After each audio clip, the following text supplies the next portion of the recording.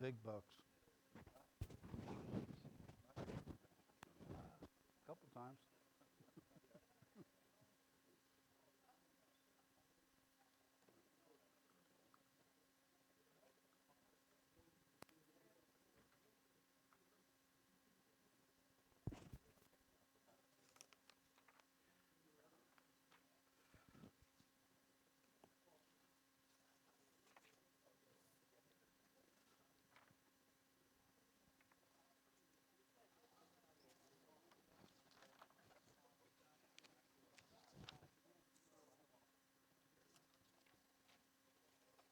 That's your amended one.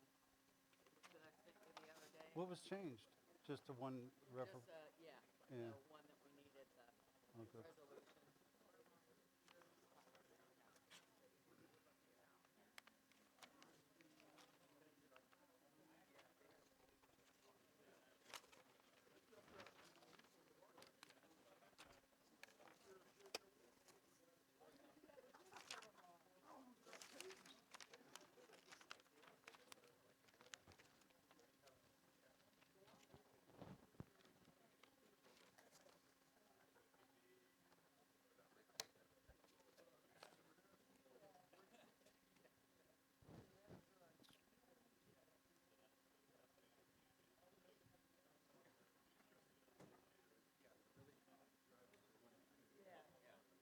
Did you see where that horrific deaths on 40?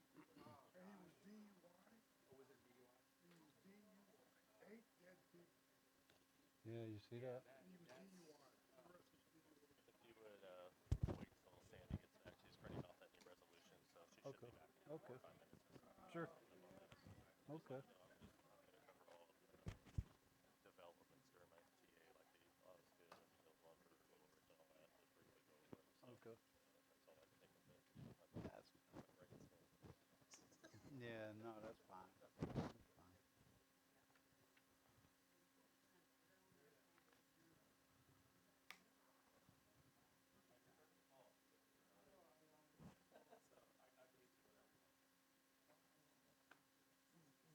Joe, you got an extra?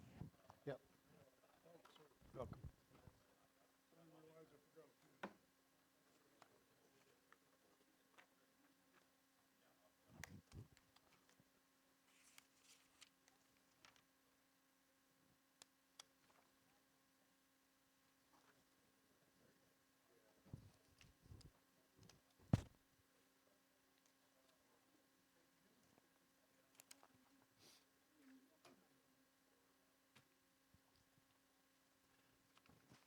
I'm trying to look as old as you. Nobody can. And you. I took out a little black and white.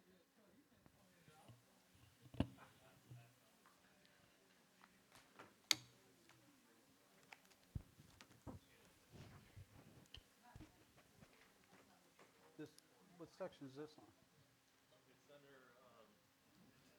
It's under the administrative matters, so right at the very Oh, all right. Okay. Oh, gotcha. Okay. Yeah. Yep. Thank you. Yeah. Appreciate it. so yeah, you guys.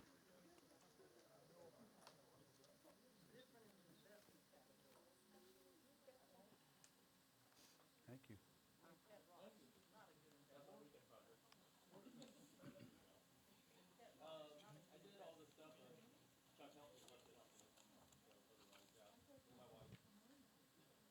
Carol.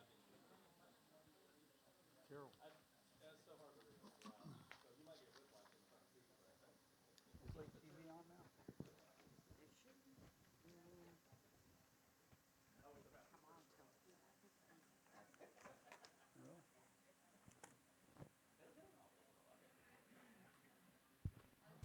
Hey, just so everybody knows, tonight's our first night of broadcasting from Lake TV. Oh, neat. So, well, if you can't make a meeting and you're in California, you can watch it on TV now. Did you have any song there? Yeah. All right, let's go ahead and get started. Do the pledge. I pledge allegiance to the flag of the United States of America and to the republic for which it stands, one nation, under God, indivisible, with liberty and justice for all. Yes, sir. This young man's Edward's going to give us our prayer.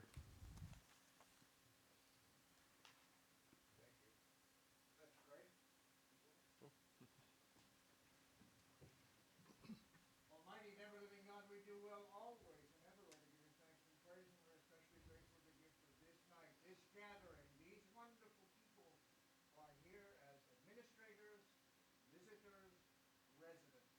Pour out the Holy Spirit of blessing upon each and every one. Give to us clarity of understanding, clarity of speech, and respect. And this we do pray in the name of the Father, and of the Son, and of the Holy Spirit. Amen. Amen. Thank you very much. If you would, please roll call.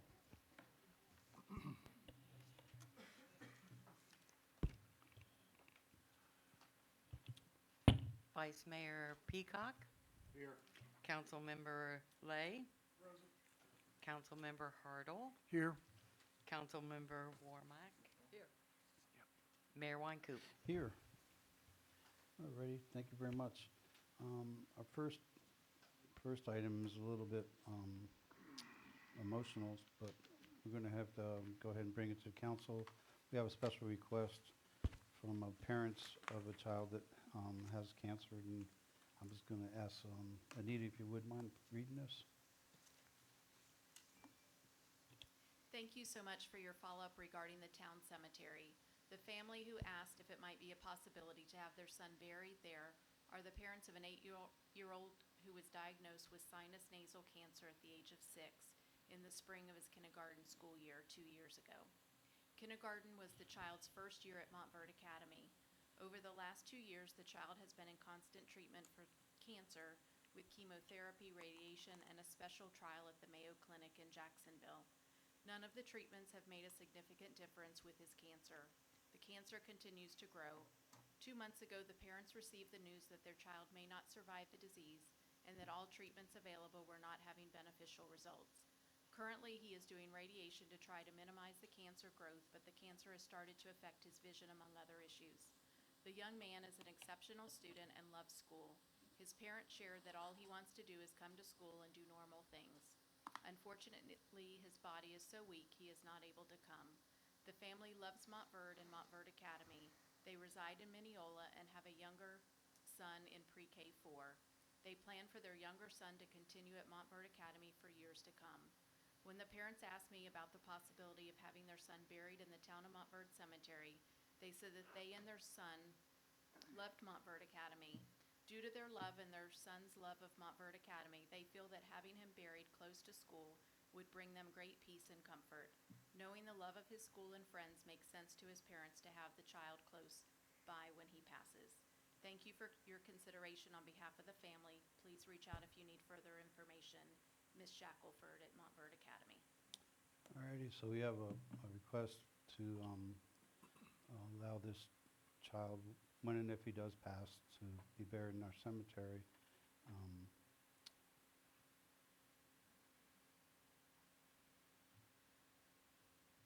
I'll open it up to the public if anybody wants to talk about it.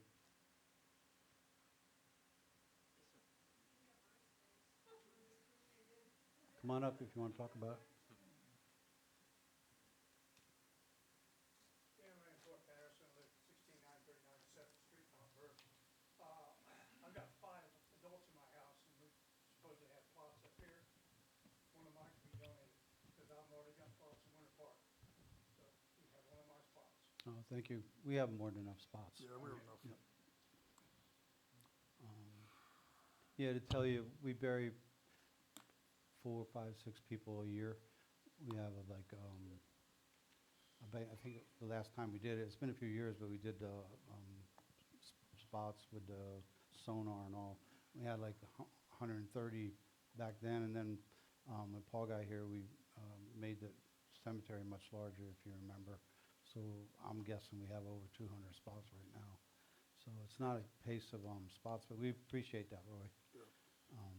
Anybody Anybody no else? other discussion, I'm gonna make a motion that we approve it. Wait a minute, is there anybody else that wanted, Motion or? did you want to talk Did you about wanna it? come up? Okay, Okay, I'll bring it back to the council. Go ahead. I'll make a motion that we approve it. I'll second it. All in favor, say aye. Aye. Against, say nay. Ayes have it. Alrighty, and next thing, Yes, need to, real quick, Sandy, Jim's mic is not working. If you can get him another mic, please. So, following up what the mayor said at the beginning of the meeting, this is our first live broadcast going through South Lake TV. I'm going to ask all the council members to make sure when you speak that you pull the mic up close, similar to what I have it, so they can get a good recording of everything that's going on.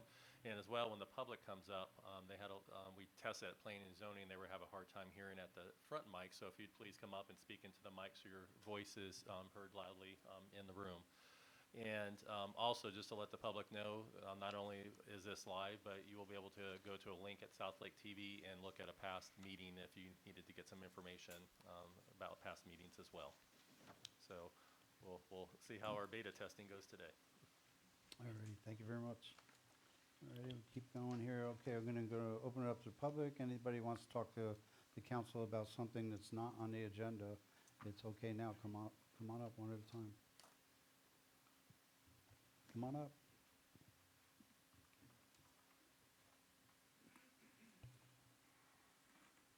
I was trying to dial into the website, to the Lake TV, and it's not coming on, just so you know. Go ahead. Beloved Mayor Montverde, lay brother Stephen Gerard of 1109 West State Street, Lorraine, Ohio. Compassion to the family with cancer, because I have a special woman in my life in California where cancer impacted her too. I'd like to open up with Holy Scripture. You know, I'm presenting a new personhood concept for cities and towns throughout Lake and Sumter County. Proverbs 24:11 through 14. Deliver those who are drawn toward death, and hold back those stumbling to the slaughter. If you say, surely we did not know this, does not he who weighs the hearts consider it? He who keeps your soul, does he not know it?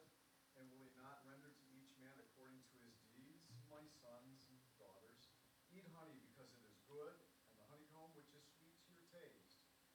So shall the knowledge of wisdom be to your soul. If you have found it, there is a prospect, and your hope will not be cut off. Proverbs. Beloved Mayor, Town Council, staff, and citizens, I would like to now provide you an update on new Florida personhood resolution in cities and towns, specifically in Sumter and Lake County. I once again am providing you a flyer handout presenting your wonderful town the new personhood possibility.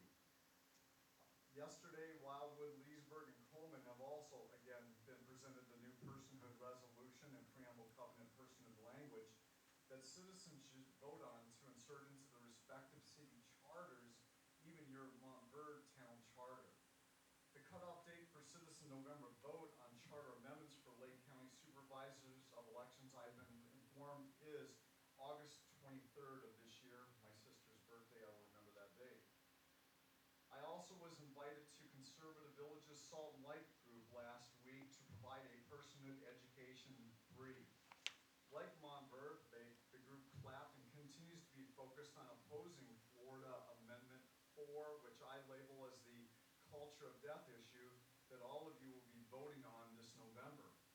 My strong recommendation is to vote no on 4. A yes vote attainment of 60% win will authorize, unfortunately, the deaths of 65,000 innocent baby persons in their mother's womb annually in Florida.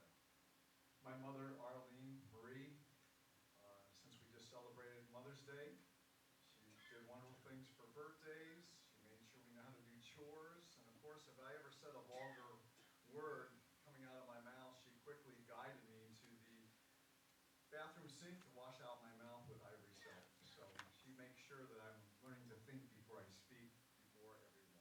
So thank you, Mom. I sent all of you an email today with 3 attachments to encourage the new personhood topic on your next agenda. It's perfect because we're now in the Mothers to Father's Day season time frame.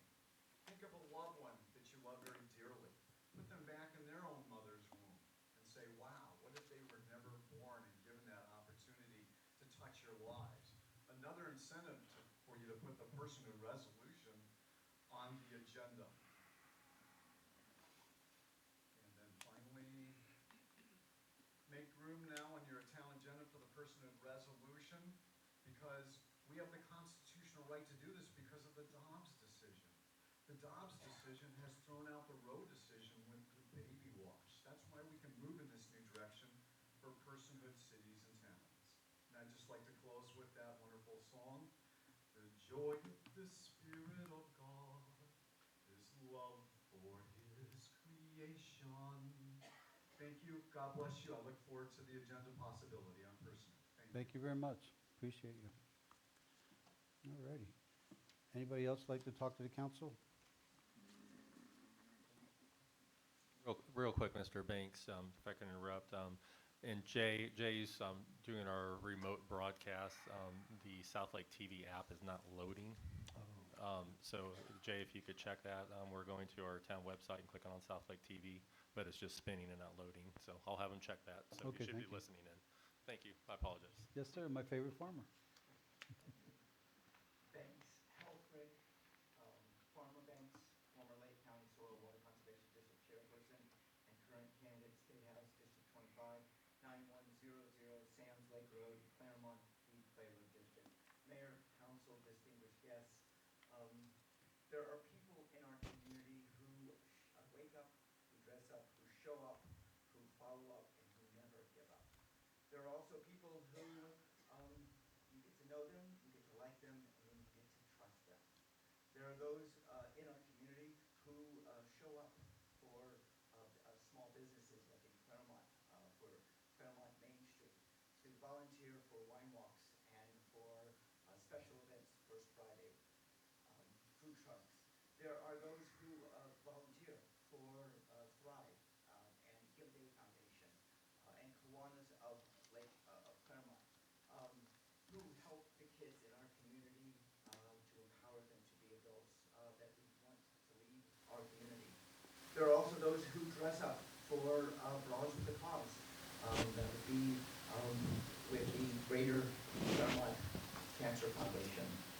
There are those that show up at city council meetings and from Astatula to Montverde, from Howie in the Hills to Mineola, from Groveland to Mascot to even Claremont, who speak their 3 to 5 minutes a lot of time and listen to what is happening in the community. Why would someone do this? I do it because I care. I care about the people and the land which I stand on right now. I am a farmer, sustainable farmer. I have 7 acres. I teach sustainability to the community. On Mother's Day, we had mothers come out with their children for a farm tour. These tours are open to the public. They are a tour, 90 minutes, 14 different gardens. They're a taste. Whatever's in season we eat, peaches this time. It is a takeaway. I give you clippings of trees that you can actually take home and grow in your backyard, your farm, your field, very hot. There are other events that I have on the farm. Harvests. December we have the yucca harvest. In November we have the sweet potato harvest. Take off our shoes, put our feet in the ground, and actually harvest sweet potatoes that way. We have also sugarcane harvest in March. All these events can be found on Eventbrite under Here on the Farm, Claremont, Florida. Thank you so much, Mayor, for allowing me to speak. I'm here speaking on this community, the people, the land, because I care about it. May you all be blessed. My name is Banks Helfrich, Farmer Banks. Thank you. Now, can you explain a little bit more? You're running this year, right, for a position? Yes, I'm disqualified to run for State House District 25, which is the district of Montverde, Howie in the Hills, Astatula, Claremont, Groveland, Mineola, Mascot, all the way down to Four Corners, basically South Lake County. All righty. Thank you very much. We appreciate you. Thank you. All right. Anyone else would like to speak to the council?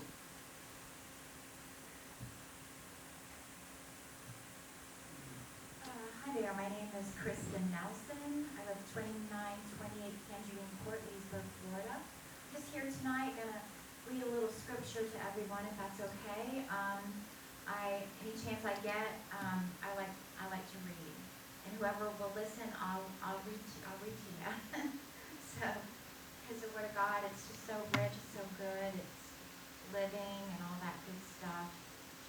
The Word of God is God. It's living, it's spirit. So we need it every day. It's like food for the soul. So anyway, just real quick, I'm here in support of my friend Stephen Sadlowski, and I decided to read. And also, I agree with Steve, compassion to the family who's going to possibly lose a son that's only 8 years old. That's devastating. I couldn't imagine. So maybe even right now I could just say a little prayer for them. Heavenly Father, we just come before you, God, and we ask you, God, that you would comfort. Oh gosh, it's so devastating, Lord. Just ask you, God, that you would. We just thank you, God, for the forgiveness of sins, God. That as far as the east is from the west, so you have removed our transgressions from us. We ask you, God, right now to forgive us of our sins, God, because we should do that before we even come to you, Lord God, because you're a holy God. We ask you, Heavenly Father, that you would touch this little boy, Father God, that you would heal him, Lord. You're the great physician. You can do anything. Nothing is too hard for you, God. Nothing. And we ask you this in the name of Yeshua, Jesus. Amen. Amen. Our citizenship's in heaven, actually. That's really where it's at. Well, I just thought I'd read a few scriptures here real quick. I'm going to start in John 3. This is really good stuff. It says,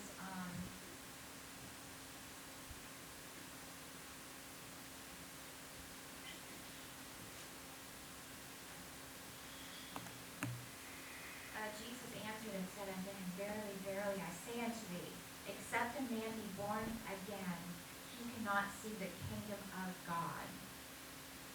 Nicodemus saith unto him, How can a man be born when he is old? Can he enter the second time into his mother's womb and be born? Jesus answered, Verily, verily, I say unto thee, except a man be born of water and of the Spirit, he cannot enter into the kingdom of God. That which is born of the flesh is flesh, and that which is born of the Spirit is spirit. Marvel not that I said unto thee, you must be born again. Amen. And then... I'm kind of restricted on time here. Oh, is it time up Yeah, already? well, it's 3 Okay. minutes. I kind of let you go longer Oh, thank because you. I enjoyed it. Thank But you. thank you very Thank much. you. Thank you. All righty. Does anybody else have something they'd like to talk to council?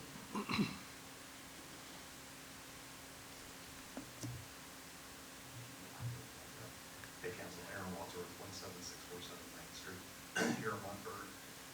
About 2 sessions ago, months ago, there was a discussion with the planner here about the wastewater facility going in and retention capacity and all of that kind of stuff.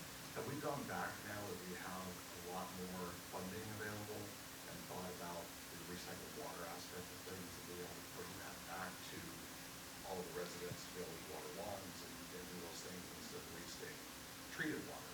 So I guess more question for. Yeah, we've talked about it, and it's such a big number to put that in place that our main priority, if we move forward, it looks like we are, but it's still on the board, is to get people septic first. Okay. I mean sewer first, and then look at that. The developments that are being put in have the systems put in automatically, like Little Ridge. I think Little Ridge has it, and if we do another development on the 111 acres in the Paca Spring over here, it'll also have the piping in it to do it, or anything else that goes in, but it's a ways away. Okay. Yeah. And so you're already laying infrastructure and piping for the drainage for the sewer Right. side, doing the supply lines at the same time when the pits open, right? Yeah. Makes more sense than coming Can you back add to that? Yeah, and probably I'll just reinforce what the mayor said. I have been looking at it and talking to our engineers about it. it looks like if we added on the wastewater side, it possibly could add anywhere from 10 to $15 million to the project just to produce the water. So a town this small, it may not be worth the bang for the buck, but I am examining that. And what our goal is as the mayor said, we're going to focus getting the sewer in. And even though it probably costs more to come back later to do that, there's different grant funding out to do that. We're just not in a position right now where we can do that on the grant funding. So, yeah, well, I appreciate it. And we're looking, I mean, we put in for one this last year, and just because you have to have plans near complete before they'll even consider it. So, it's on the radar, but I don't anticipate seeing anything in the next 5 or 6 years, I would say. I just know that, like myself, I've got an active septic system that's perfectly fine and operational. I would be certainly more inclined to go ahead and hook up to the sewer if that end up also getting recycled water at the same time. Because I have a lot of gardens and a lot of plants going in. Sure. And my water bill is already high, let's put it that way, so. Gotcha. Okay. Yeah, it's on the radar, I can tell you that. I'm looking at it. Alrighty. Anyone else like to speak to the council? Alrighty, we'll move on. Let's do your report first, Paul. Thank you, Mayor and Council. I thought I would just spend a few minutes and just give you an update on the various developments that are going on in town. So you're just, I know you get a lot of questions about that and talk to me a lot of times about that. So I just would like to publicly kind of just give everybody an update on that. So Apopka Sound, which is the development that's toward Orange County by the line there, and where we serve water and sewer, but they're outside the city limits. Nearly all the lots are built on there. There's probably a handful of lots there. I would probably say 6 to 8 in that ballpark that haven't been built on that are in our service district area. And they're building the final ones out on the Orange County side of it, which Oakland provides the water and sewer to those. I've worked out all the final agreements with Oakland because they're buying the sewer capacity off of us that goes through Claremont. So they'll start sending us some bills for those 17 homes that are in there. So we're just getting some final details closed up on that. We've had a few issues. I believe I brought this up a couple months ago with the irrigation wells there, where they have been faulting out on a regular basis. And so I've been working with the developer. I've actually brought our town attorney in to kind of put a little oomph behind it, and that worked. Nita knows how to take care of business, so I applaud her on that. So long story short, I think we have most of the glitches worked out. It was basically a bad transformer is what it came down to, and a couple bad controls on that. So for the last 3 weeks, we've been running without a fault, where we were getting anywhere from 3 to 5 faults a week before. So that's an update, because I know some of you probably have gotten emailed on that from a couple residents in the past. Willow Ridge, I was just estimating phase 1 is probably close to 80% sold out or better in phase 1. Phase 2, about a month and a half ago, got all their final clearances for them to build, start houses in phase 2. And there's already 20 lots that have been permitted or under construction in phase 2 of Willow Ridge. They have just finished building, they have 5 irrigation wells in there for their irrigation water. 3 of them are operational. The other 2, they just actually made operational a couple weeks ago to make sure there's enough pressure, but they have to run them off a generator for now because Duke's a little behind on schedule. So those are up and going. The hills of Montverde, which is outside of the city limits, it's on the dirt road of Fosgate as you will soon head out over the turnpike. That side is the infrastructure, all the underground utilities and the streets and the roads are built on that site. I have been working with the developers. They're getting ready to put in the water and the sewer system, which eventually will be turned over to the town for us to operate and thereby charge the residents living there. So we've been working to try to get the right telemetry and the right controls in there that are compatible with our systems, so we can remote control those as well. They are going to, under our agreement, they were supposed to install meters that are compatible with ours, and they still have to do that. However, they reached out to me and asked that the town would do that if we charged them our normal fee for meter installs, which I've agreed to do, and that brings in, basically it's a win for the town. It'll make about $93,000 in net revenue for the town by having those installed in. So we're going to purchase, there will be a budget amendment. We'll have to purchase an additional 92 meters, but they'll end up paying about $193,000 for installs for those 92 meters to go in. And of course, we'll use our contractor to put those in. Also, I've had a couple of people call the town hall. There is a water truck that is filling up, that's doing the road construction there on Fosgate. That is town water they are using. They do have a bulk water meter hooked up to that, so we're selling the water to them. And just so our residents know, we charge about 3 times the amount of water of what we charge to our residents for people when they use bulk water. So it actually supplements the system, so we can hopefully not raise rates in the future. And last, just a quick update on the Osgood development. I mentioned a couple months ago that they did submit plans for a preliminary plat and the PUD plan for the town. Our planning team has been working along with our engineers and getting comments back to them, which we did in a timely manner. So they've been working through their couple pages of comments. Our planning team is acutely aware of what the desire is of the council and our citizens, and we're making sure as much as that gets incorporated into the plan that you see coming before you. And so they're getting ready to resubmit their, probably either later this week or next week, their second set of plans back to us, hopefully addressing all of our comments. We probably will have one more round of comments back to them, then they'll address those, and it'll be coming before starting the planning and zoning process. I can't anticipate how quick they'll address those comments, but ideally I would think sometime in the late June or July, we'll start scheduling our first planning and zoning meeting, so you can keep an eye on that. As of right now, the preliminary plat has 142 lots on it, I believe is what it is, which is about three-quarter acre, I guess, net when it's all said and done per lot out of the land. So, and they're all half-acre lot minimums as you guys have requested. That's all I have. Be glad to answer any questions. Oh, we have later on, we got a discussion on the stormwater. We do. It's on the agenda, yes. Okay, you just want to do that later? Yes, why it's on the agenda. Yep. All righty, thank you very much, Paul. Thank you, Mayor. Anita, do you have anything for the council? Just briefly, 2 pieces of legislation that I thought I would share with you. They both go into effect July 1st. One is legislation that makes it easier for property owners to be able to demolish homes that are or structures rather, that are either non-conforming or have been ordered to be demolished because they have been deemed to be a health safety issue by the local building official. So we, as the town, would receive a permit application, but we really only evaluate it to make sure that they're complying with the Florida Building Code, the Fire Code, but it just makes it easier for homeowners to be able to do that. And so that goes into effect July 1st. And the other piece is November has been designated by the state legislature as Veterans Appreciation Month. And as part of that legislation, they are encouraging local governments to put on activities in the month of November to celebrate and recognize veterans within your community. And that's all I have unless you have questions. Thank you very much. Anybody have questions? Yeah. Anita, Form 6, anything new? Nothing new. Okay, thank you. All righty, thank you very much. How about Sean, our commissioner? Okay.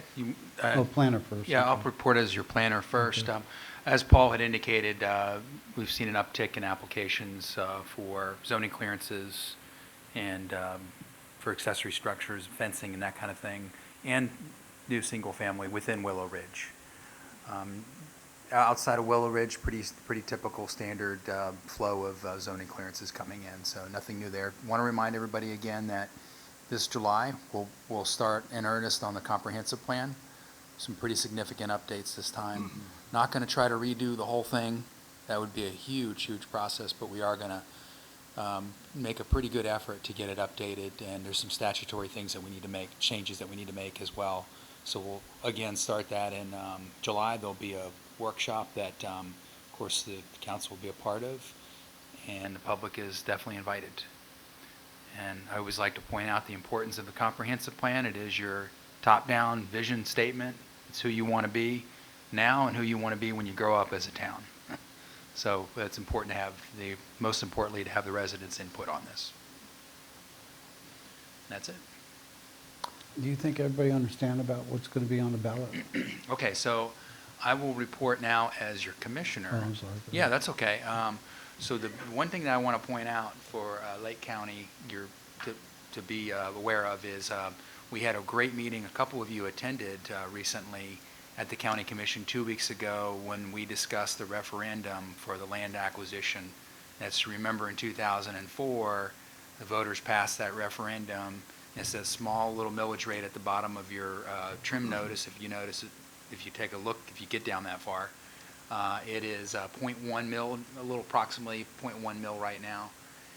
That was about $35 million in 2004, and that bond has expired, so it's come up due again, and so it has been hopefully requested to put, it has been requested, but hopefully it will get on the ballot in November 2024 for you, the voters, to decide countywide whether to renew that referendum or not for another 20 years. And that land, that money that came from that referendum, probably one of the biggest, for instances, is that, you know, contributed to the Ferndale Preserve, purchasing the Ferndale Preserve. It also bought entirely and built the trail through Lake Hiawatha over in Claremont. So those are some examples. Pasture Preserve down in the Green Swamp, which is a great, beautiful place if you haven't been there, and some other various properties around the county. 2 weeks ago at the County Commission, all 5 of us, I was not expecting this, it was unanimous vote to advertise to put it on the ballot. What that means is that there's one more hearing, and that's coming up this Tuesday, the 21st. So if you can't be there, please let your county commissioners, let me know, and the other county commissioners, not just me. I'm going to vote for it, but you want to make sure. I think the other 4 will do it. I'm pretty positive, but please, if you're very passionate about that, contact the other 4 county commissioners and let them know that you want to get it on the ballot. We'll take one final vote, and then that's it. It's on the ballot for you to decide. It won't be we'll decide it. It'll be you to decide that in November. Can they go on the Lake County website and get their emails for the other commissioners and Yes, send them an email? They can. They can go on lakecountyfl.gov and get the web email addresses for the other commissioners. Yes, sir. And I just want to also bring out that if you can't make it, you can also call in and you can speak at that particular meeting as well. So that's an important factor. Some people can't make it at that particular time, so you can certainly voice your opinion on it, and you can certainly listen to it, because there were a lot of people when we were there 2 weeks ago that were getting up and really saying some great things about what's over front. It does definitely need more on the ballot. And thank you for coming, and you spoke very well. I appreciate you being there. And you're absolutely right. You can, with all Lake County Commission meetings, you can always participate virtually. You call in. There's a little link on the website. You can, right from your home, right from in your pajamas at home, you can call in, and you get your 3 minutes and voice support for the issue. What's good about this one is you can show the product that you built with the $35 million that you got. That is correct. Yeah, you can see it around you. And I know that growth management is the #1 issue right now in Lake County. We've done polling on that, and we know that. And this would be about, we think, 50 to 60 million. And remember, I said this a few weeks ago. If this happens, you can match it to the Florida Wildlife Corridor Foundation money, as well as the state, St. Johns River Water Management District, DEP, even the Commission of Department of Agriculture as well. They all have programs for land acquisition, easements. You can match it. So 50 million, 60 million turns into like 300 million perhaps. Could be up to a 6-to-1 matching ratio on that. So it's good. It'll really help. Did you already explain which ones you did? Which properties? The one in Claremont? Yeah, Lake Hiawatha with the trail that goes through it. That's a great example. It's kind of what we're looking for this time is trails. And that was a property that was had actually entitlements for 4 units to the acre, 5 units to the acre in some parts of that property. So you can envision that property and have it being, I think it was a Miranda Homes at the time, Meritage or Miranda. That's what it would have been had it not been bought out. Now there's a beautiful trail that goes through there, and it's permanently protected as well. Ferndale is another good example. Pasture preserve, like I was saying earlier, yeah, pasture preserve down in the Green Swamp, that's close to 400 acres, I believe. And next to some Southwest Florida Water Management District properties as well. So you have access to a larger area.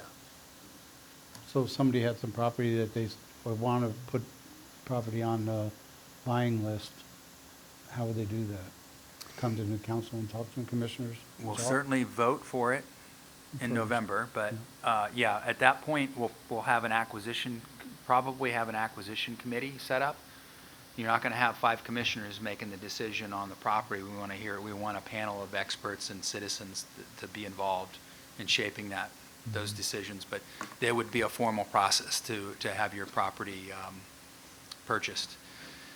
Could be some properties in Montverde, around Montverde or Ferndale area for sure. It would be a good example. There's a wildlife corridor that goes through this side of the lake.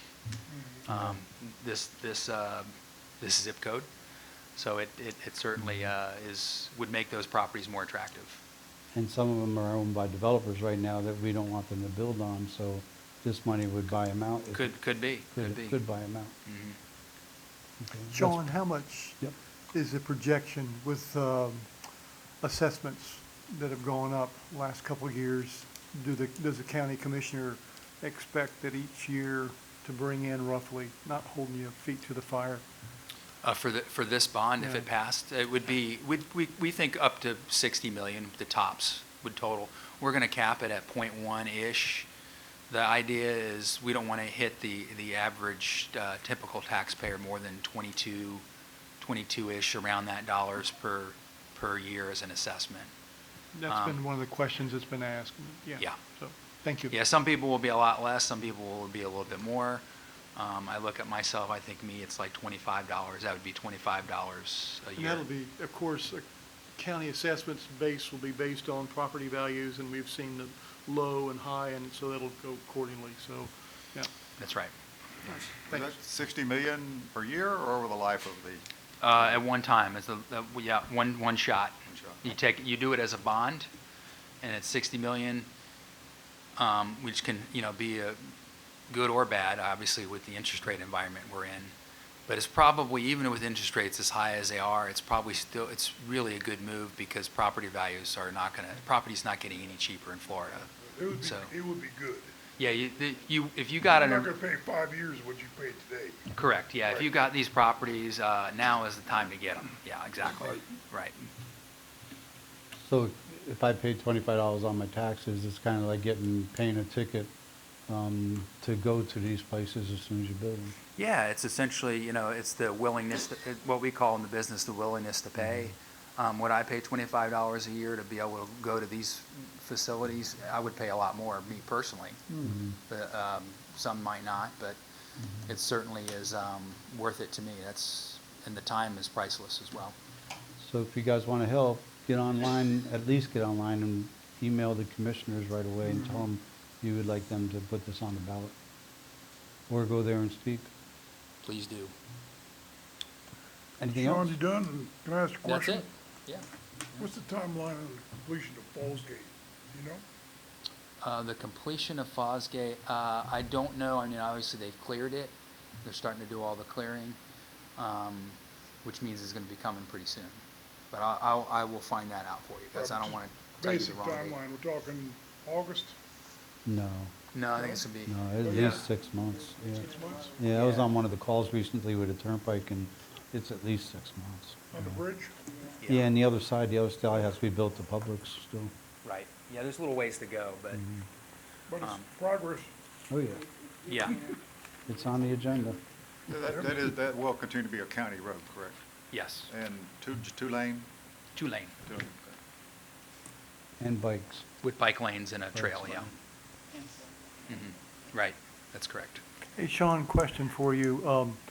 Some time ago, 6 months or so, we were talking about, the Trails of Montverde had mentioned about the noise pollution coming from the turnpike. And I don't know if Carol is involved now, the MPO. If the MPO had looked into, I think Jim Lay had mentioned about sound barriers. Has any traction happened on that, or, Yes, Well- no, indifferent? Yeah, I mean, as you know, that was a very frustrating issue for me for 4 or 5 years ago when we had all the PD&E meetings and the public meetings they did, and the Turnpike was very adamant. We had a bunch over in Mineola. You may remember some of those, but Turnpike was very adamant, no sound walls. They would just do some enhanced landscaping, I think is what they had said at the time. And they have been pretty firm on that ever since. And I've had a lot of emails and calls recently and I understand. It's like I feel helpless because I wish we could do something. We've engaged our legislators to put pressure on DOT to put walls in some areas and to look at that. And I don't know what the latest is on that, but I know that our legislators were talking to DOT about that. I was just curious on a follow-up. That's been kind of an issue every time you hear noise. It really is, like Jim had said, it's amazing how when they ripped that vegetation out behind the trails, how much sound came into Montverde. Yeah, I mean, I serve you and all of Lake County on the Central Florida Expressway Board. If it was a CFX road, we would put a sound wall up. Not to bash the Turnpike, but and they're great to work with in a lot of cases. And I know the director personally, but that's sort of the difference between us and them. We would put a wall up, and it's just not a CFX project, it's a Turnpike project. Yeah. And they have their opinion. Yeah, they're pretty locked into it. And I think I understand because they're mainlining the Turnpike 8 lanes all the way past Orlando and up to 75, and they're worried that they'd have to put a wall up everywhere if that were the case, but. Yeah. Alrighty, that's it? That's it, unless you have any more questions. Yes, sir. Oh, you gotta come up, I gotta get y'all to come up, because Sandy yells at me later, she can't hear you on the tape. John, are you gonna talk at all about the update on the ISBA and the meeting that happened out in Ferndale just a week ago and the petition and all that that's going on? I'm gonna follow the mayor's lead on that. Well, you were there. Yep. We have the interlocal service boundary agreement coming up. I don't know if you guys are up to date, but what it is a 2010, we voted along with Bella Collina, Claremont, Mineola, Lake County, and Montverde all agreed not to annex any of that property in or put utilities on it or any of that. And Montverde, it's in Montverde's 180 district, so we kind of control it a little bit. And we had a 20-year agreement. Of course, this August, 14 years will be gone by, so we'll have 6 years left. So we brought it back to Anita, put it together, Paul, and Sean been working on it for quite a while. We took it to Mineola. Bella Collina signed off on it right away. Tonight is the first reading in Claremont on it. And the first reading, they don't take comments, so it's not a big deal. And then did the first reading in Mineola a while back, and Paul and Anita and Sean got up and spoke about it. And it went round and round, and 4 out of the 5 people seemed to be okay with it. And there was one person, I won't mention his name, Pat Kelly, that I was jumping up and down that we haven't talked to the 2 major landowners in Ferndale if they agree with it or not, which kind of gets me sideways, because whether a guy owns 100 acres or a half acre, he's still a landowner with a vote. But anyway, the council of Mineola decided at that point that maybe it'd be a good idea if we talked to Ferndale.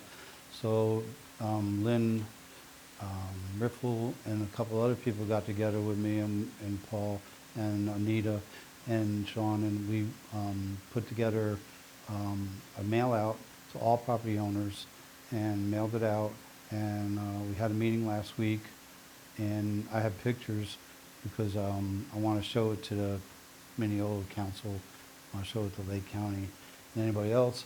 And everybody there was like 100 almost 140 people there in a little church, and they were very respectful. They don't you agree? Absolutely. They were very respectful. They're really, really good meeting, which I didn't expect. And Sean explained to him over and over again that what this was, and I honestly believe they got it, and they understand it.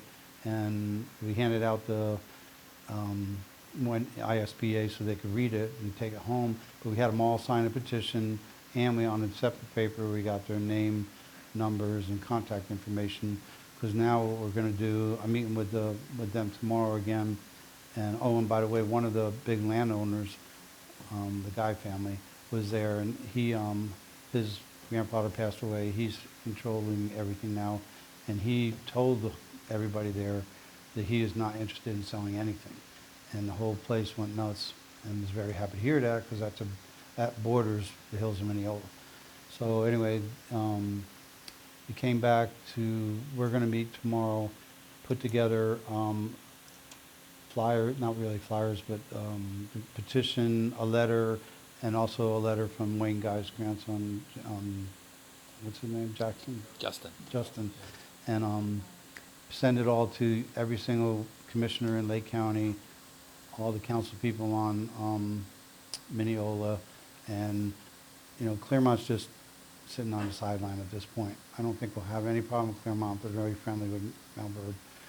So we're going to send that all out to him, and then Sean's going to see if he can get us on the agenda in Lake County, and then we'll go back to Mineola. Right now, we don't know which one, but we have 140 people that are ready to go to the meeting with us.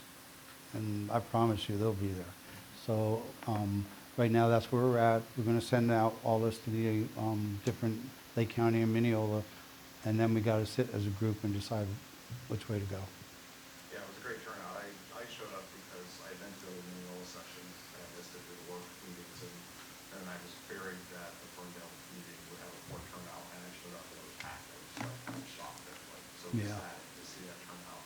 So when the next meeting is going to happen in Mineola, will you help us?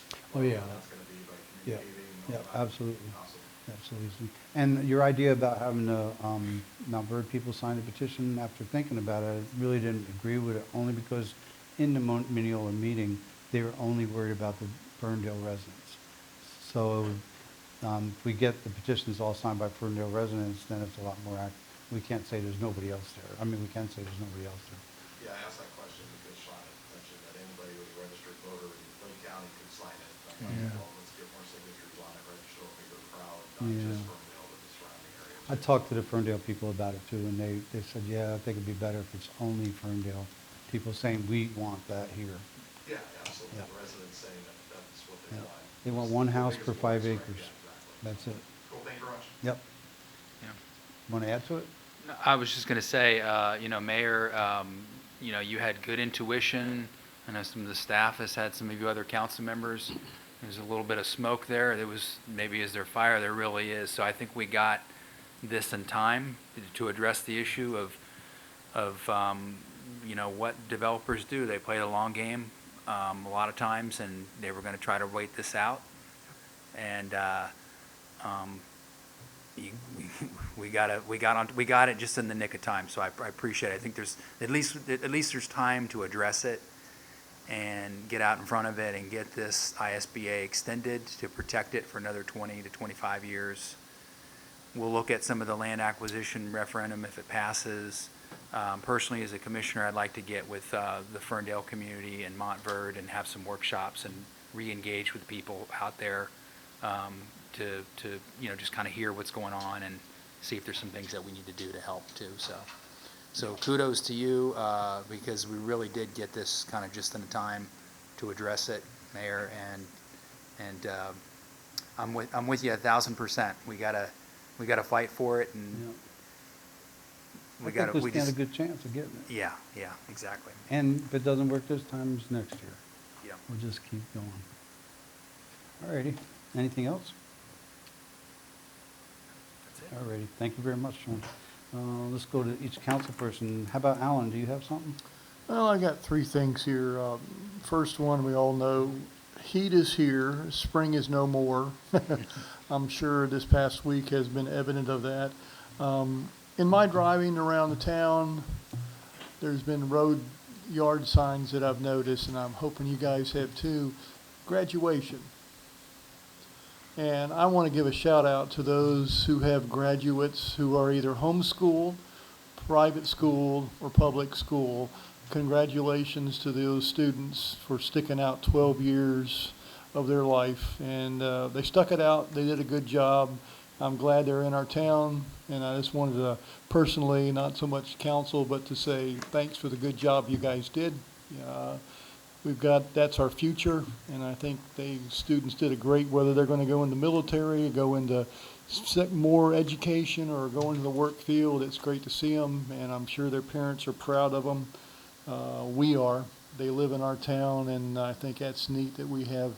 I was really surprised how many you're driving around, that we had that many seniors, and a lot of them, you think back, I've been on council for 6 years, and it's like they were 12 years old. They were playing on the playground. Now they're all grown up. What happened, All the Montverde days and the community things that we did, the Christmas programs and all, to see these kids, and now they're all grown up. So I hope when they leave, they won't forget Montverde, and they'll have those Mayberry memories when they were asked, where'd you come from? Well, I came from Montverde. Monty who?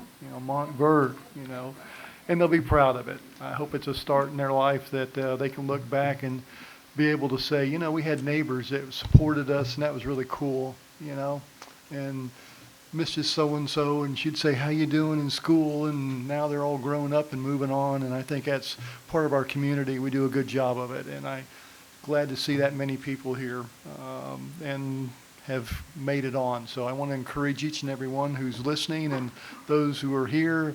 Parents, you did a good job. Pat yourself on the back. I know their siblings are going, yes, they're moving out. I get the room. We're fighting who gets their room, all that good stuff. I was thinking about it today. 48 years ago, I graduated from Claremont High School in 1976, and I thought, wow, time flies. It's like all those memories you had about, school, no more school, summer, yay, party, and all this good stuff. And now things have changed in 48 years, and we keep going, and I'm sure I'm the young one on the council, but that's another story for another day. But we've all been down that road, and I know sometimes it can be scary, but I just want to encourage them, keep it up. You made 12 years, you can keep going. Whatever you want to do, you can be successful. And don't get discouraged, and strong people bounce back. So I think the town has encouraged that. It's evident in the kids, and their parents have done a good job. And I want to think in the back of my mind that one grain of sand in the bucket they'll remember Montverde and that many vast array of sand particles there that we had a part in their life. Also want to remember, coming up next time we meet, we'll have already passed Memorial Day. And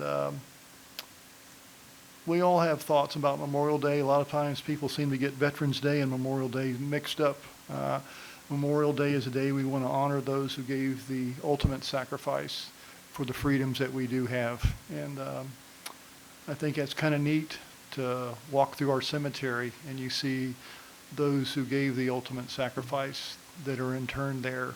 And sometimes we take it for granted.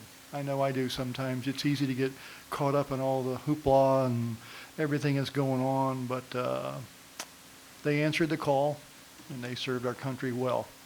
And I want to reach out and say thank you for those who've lost one or more in their family. They did a great job, and as a country, I am proud of them, and I hope we won't forget that. The cost of freedom is always high. So that's all I had, and I'll give it back to the mayor. All right, thank you very much. How about Carol? Yes, I bring you greetings from the most recent MPO meeting. Terribly exciting, yes. We are on the list of priority projects for the beautification of 455 as we come out of town. I think that was discussed in council sometime way back. I don't know exactly where we're on the list, but we are on that list.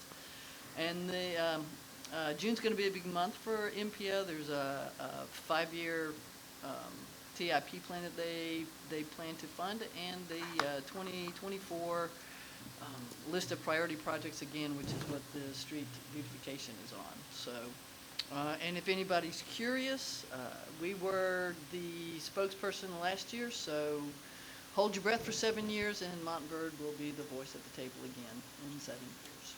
So, that's it. All right, thank you very much. Jim? Oh, quick update on Lake Florence. We got all the compressors running last month again.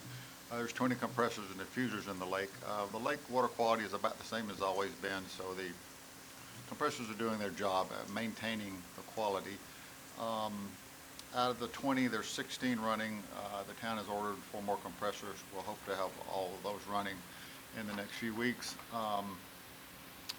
Because shortage of rain, the lake is about at least a foot lower than I'd like to see it. So hopefully we'll have a little bit of a wet summer and bring that back up to where it should be. But I understand the fishing is good and it's still safe to swim and do water sports in.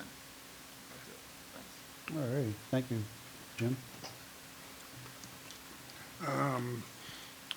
Riding around Montverde a lot in my golf cart, I've noticed the sports courts have been a huge success. In fact, I think it was last night, there were several children, young boys playing basketball. The tennis courts had 2 couples on it, and the pickleball courts, 3 of the 4 are being used.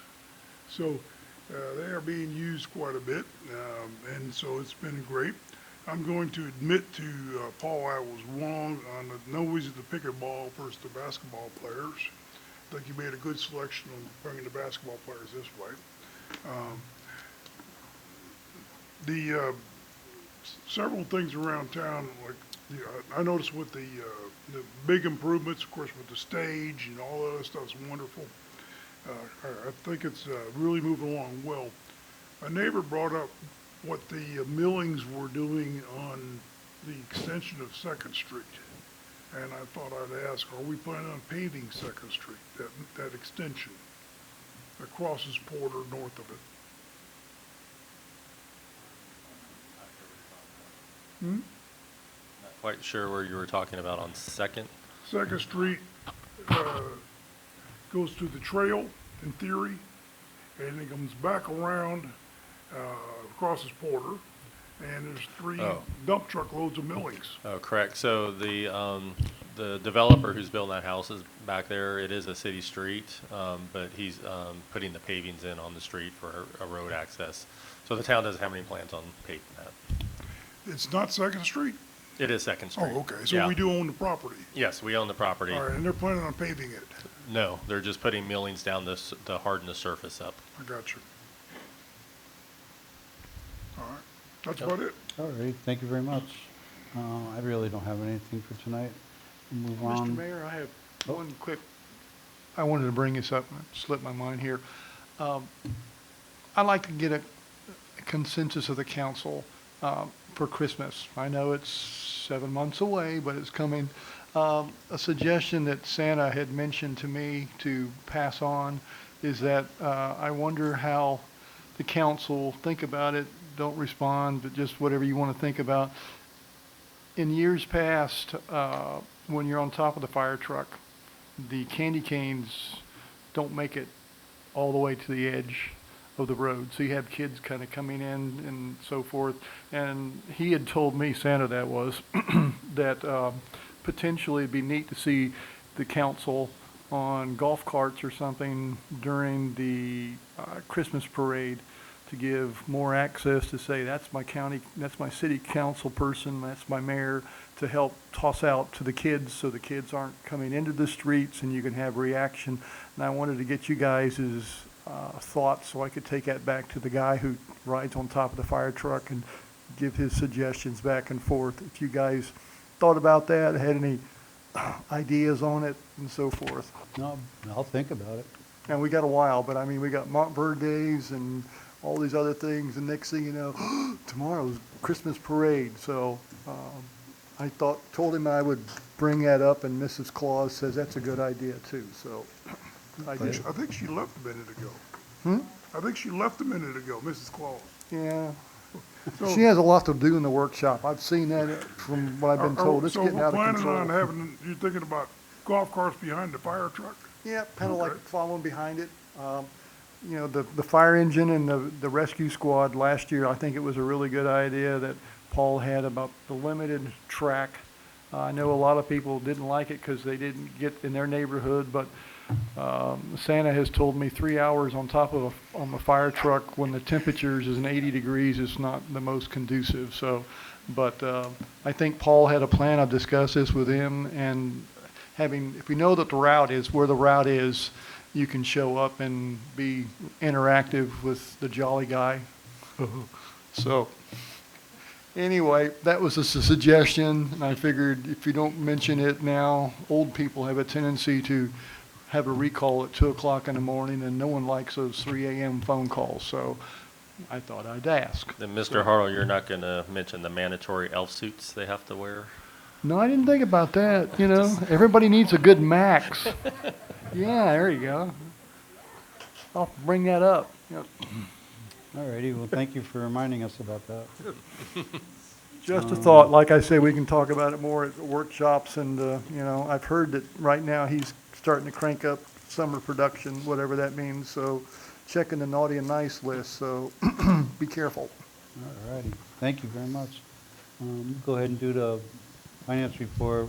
Started ours was $5,216,345.18, which you can see now on the board. Aren't these nice? Say thank you to Paul. Then we ended with $5,645,623.71. Total $11,360,115.72. You want to go ahead and give us a report on that? Sure. Council, I'd just like to spend just a couple minutes and just kind of diving into the budget to actual a little more in detail, because probably at the next meeting we're going to be into our budget pretty heavy. We've had one workshop, but I'm getting close to being able to present a draft budget to you. So we're about at 58% of our budget year is where we're at, a little bit over that. And so I want to look at the revenues and expenditures of each department. As you can see on our general revenue, we're at $2,700,000, and was our budgeted amount, and we received $2 million in, so about 74% of the budget. So we have $684,000 left to receive, and that's about right for that number to be high at this point, because we do get our property taxes at the beginning of the year, so that's naturally, we're not taking in a whole lot of extra money, but it's healthy, it's looking good. On the expenditures, as you can see, $2,000,007 was budgeted. We've expended $1,000,005, and cutting out here a little bit, and about 55% of our budget, so $1,000,002 left to spend for the year, or up to $1,000,002 available for expenditures. So just keeping right in line where we should be on that. On our water fund is looking really healthy. A lot of this is mainly with the developers coming in, paying their hookup fees and things along that line. That's really helping on the water system. The budget was $929. We received $717,000 revenue, so at 77%. So probably the next 2 months will be at our year revenue for the budget. So that's good to see that nice and healthy. Expenditures, budget at $929. We've only expended $380,000. And so we're only at 40%. We do have, I will let you know, we do have some large purchases coming up. So we're going to need to purchase not only the meters for the Hills of Montverde, we're going to have to purchase about another 70 or 80 to finish out the current development that we have at Willow Ridge. They're still running 6 months to 9 months behind to get them. So we currently have a stockpile of about 60, but we're going to have to refurbish that for replacement. So. Sewer revenues, budget at $218, received $99,000. So we're a little bit under at the 45%, but that was anticipated because more lines and houses are coming on as they're being built, and so those revenues will start going up. So it's actually in pretty good shape for where it should be.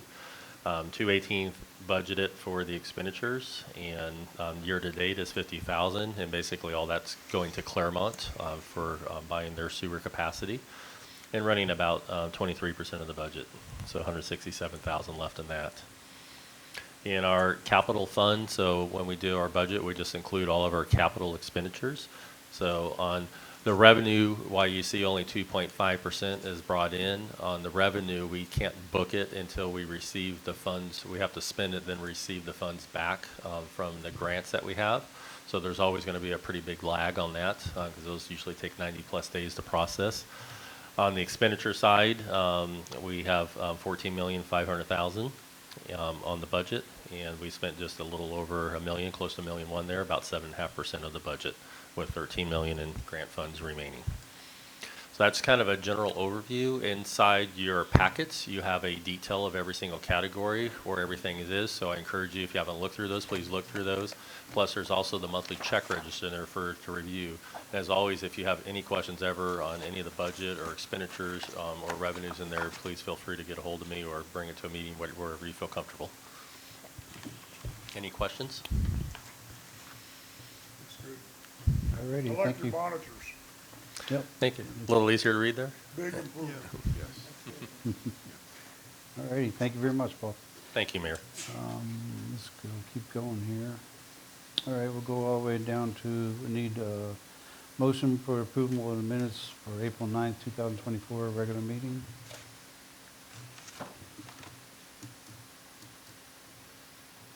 I'll make a motion to approve.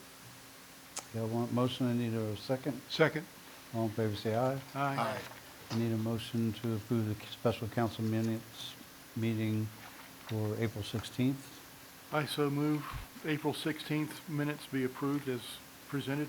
I have a motion, I need a second. I'll second. All in favor, say aye. Aye. Okay, we'll move on. We're going to just discuss our 100-year, our centennial 2025 year. So we want to come up with ideas on what we want to do during that year and how we would like to just celebrate it and Paul and I were talking, and we think we should celebrate it all year in every single event we have. So, you know, it's up for grabs. I mean, whatever you guys can think of, we'd love to hear it so we can get it in place.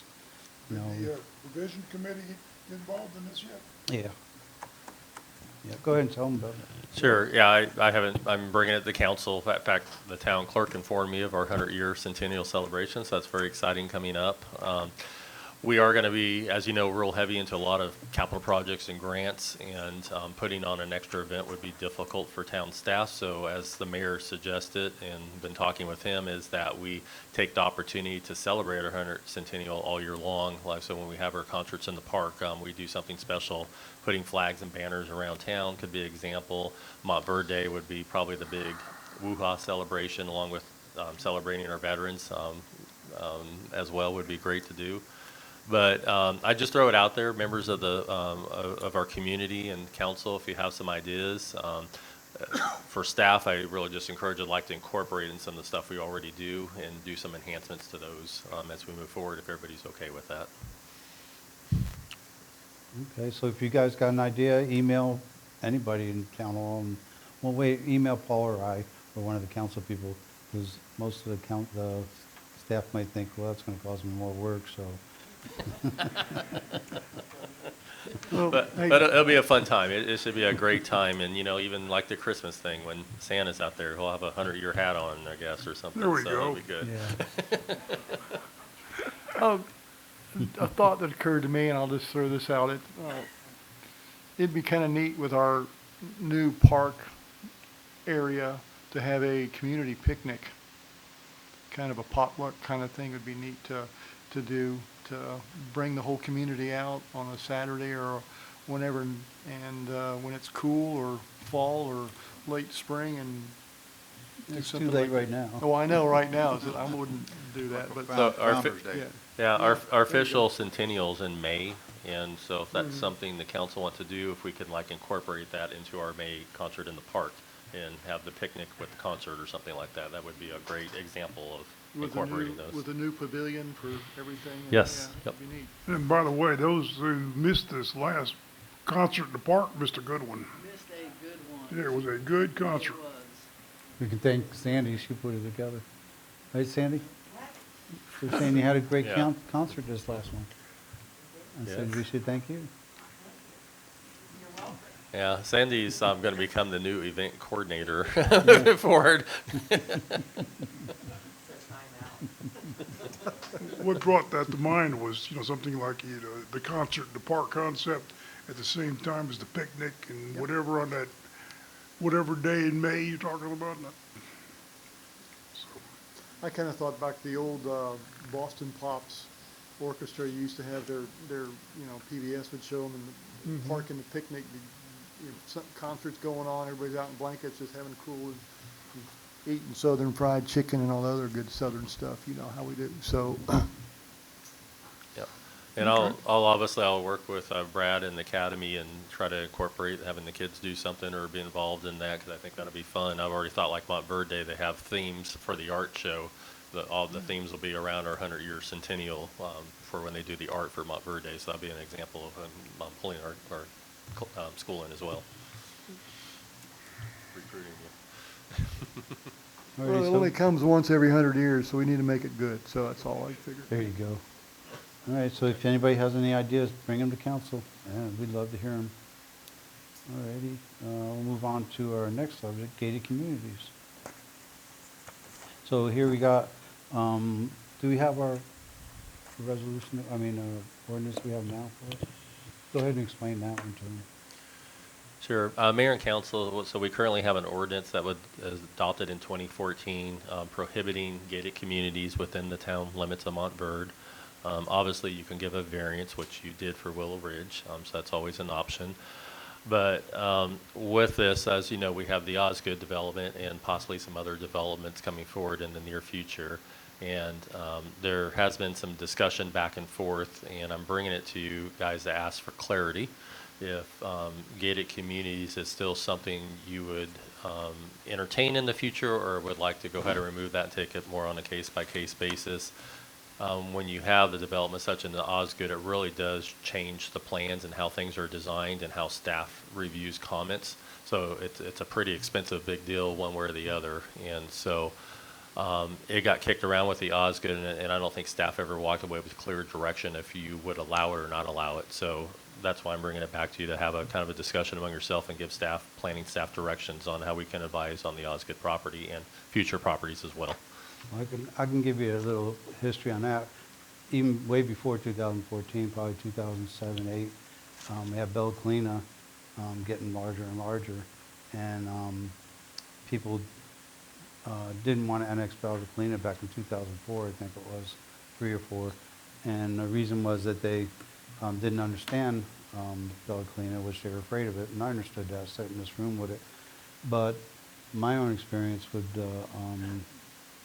because I was one of those people saying we didn't want gated communities, but since I spent some time here, I can tell you from my side of it that what you have to first understand is when they gate a community, anything in the community, roads, sidewalks, trees that need to be cut, anything, they have to pay for it. So when you collect their taxes and you have that revenue, and the development builds, like and a good example is Mag Terrace. They put magnolia trees by the sidewalks, and it looked really good for quite a few years, but now we constantly are in there fixing the sidewalks because the roots are making them all up, and you have to cut them out, cut the roots, spend all the money over and over and over and over, and then you got to pave the roads when they need it, and then you got to fix many other things in the development because it's part of the town tax-wise. We have a choice right now, like the 111 acres that's going to put 142 homes in there.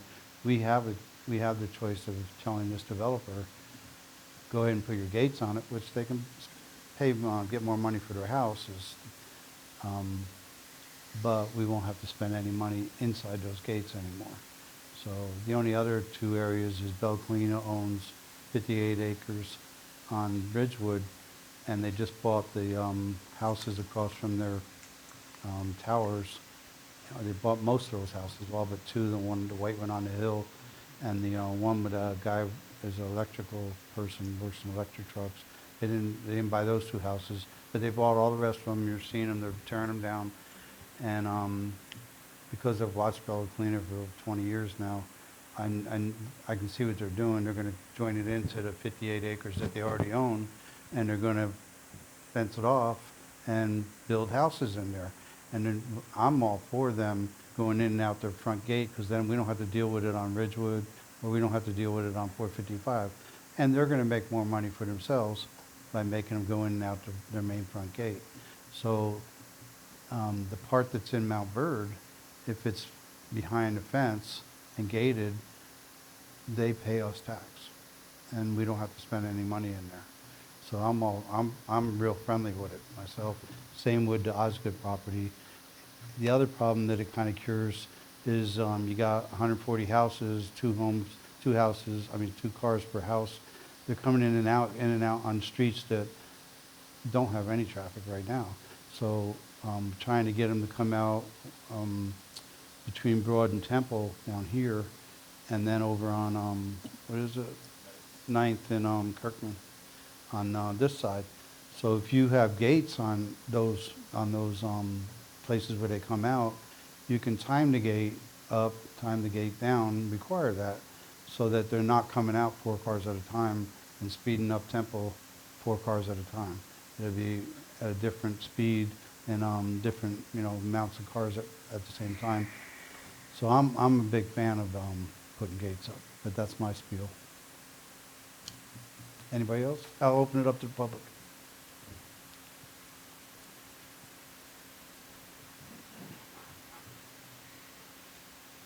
I'm Pam Cox. I live on Broad Street, and I think that's a wonderful idea, since you're talking about Temple and Broad Street. And that's, I never would have thought of that as far as they would have to open and close the gates for each car. So I agree with you. When I first saw that, I thought that's a great idea, and then when you brought that up, I think it should be a gated community. Thank you. Anybody else? You live right on the corner right there, right? Yeah, so you're on it, yeah. I live right up from the boat ramp. Right in front of it, yeah. Yes, sir. Matthew Down, 1122, Fairlegal Street, from Florida. I do have property in Montverde. I like that Montverde did not have gated communities. I think that the number one thing I did on Montverde is how it has that small town feel. To me, that's small town, you can walk the town, you can visit the town, not have separate little isolated communities that you don't have access to. This traffic's still gonna drive through your town. You just won't have the benefit of being able to see that part of the town anymore unless you specifically live there or you have access to it. So I'm generally not in favor of gated communities, especially in Montverde, because it has a very homey feel to it generally, and I think the town's worked hard to preserve that. If Willow Ridge is gated, that's kind of its own little island off outside of main Montverde anyway, and it's across the street from Village Luna, so it doesn't make a whole lot of difference to the town proper, in my mind. So I would say that I'm not in favor of gated communities personally. Okay, thank you. Yes, sir.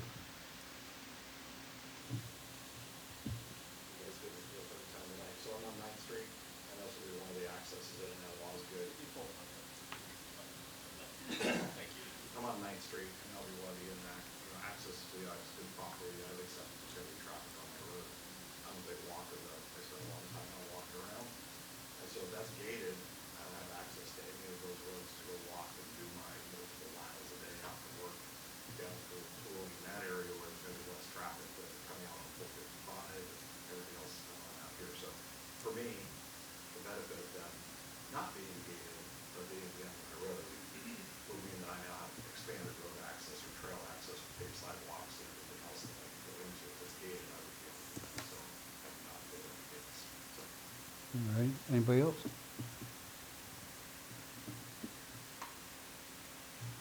Kicker again, Bob. Oh, Bob Tomlinson, 16634 Magnolia Terrace. I like the idea of them not being able to come out of the community because of the gate would slow things down. But let's look at coming back into the community. They're going to be they won't be able to get in as quickly either, and that's going to just do a backlog of cars trying to get into this community on 9th and what have you. So it works going out, but I don't see it working coming back in. And kind of like the non-gated communities, to be honest. You ready? Anybody else? All right, I'll bring it back to council. Yeah, I'm not in favor of gated communities. In fact, when Willow Ridge, I was not on the council when Willow Ridge was approved, I would have voted against that. He's right. Gated communities isolate that community from the remainder of the town, and basically you have a separate little community inside of Montverde, okay? And I know you mentioned the work that went in over at Mag Terrace regarding the sidewalks. And I believe in the past 20 years, that's the only thing we've had to do there. and it's because a dumb developer planted the trees too close to the sidewalk, okay? As long as we don't do that, let them do that and watch them, I'm definitely not in favor of gated communities. I think it isolates it too much from the remainder of the town, becomes its own little enclave. And you're right, there's no access for any of the residents for driving or walking or whatever. So I'm definitely not in favor of gated communities strongly. Okay. Anybody else? Well, you want me to speak, I'll speak on it. Speak. I don't like gated communities, I won't live in one. But I think people have an opportunity, who want to, that's their business. And so if they want to live in a gated community, fine. But I agree with Jim when it comes to the fact that it becomes a separate enclave, separate from the town of Mount Bird. Now, we've agreed to do this for the Willow Ridge project. It's got the turnpike on one side, road, and it's on the edge. But are they ever going to feel like members of the town of Mount Bird? I'm not so sure that they get incorporated in feeling like that. And I have to agree with your philosophy. I also don't agree with Joe's philosophy that it stops traffic or whatever, or helps it improves traffic. People are going to come, people are going to go. And so I'm not so sure that there's advantages to that. There is fiscal advantages to the town. I'm not so sure that that's the greatest underlying cause to do one. And so I did agree and voted for Will Ridge on the gated community because of its location. I kind of agree with this one over here. We could go either way on it, but I'm not crazy about it. Okay. I want to, Mike, stepping on you, Carol? Okay. No, go right ahead. I think there can be a mix between this two. It was once suggested, and I've noticed this in Bay Hill area, a lot of communities to solve the traffic, the incoming traffic, they have two sets of gates. They'll have a major entrance, and one is controlled and one is not so controlled. The time allowance for gates opening and closing that's not an issue. Coming out would be easy to control. Also going in would be easy to control. A lot of these communities too have a human pathway through them where pedestrians can get through, and it's a security thing. So you don't have to worry about somebody backing up and stealing everything in your house with a truck because it's open up and so forth.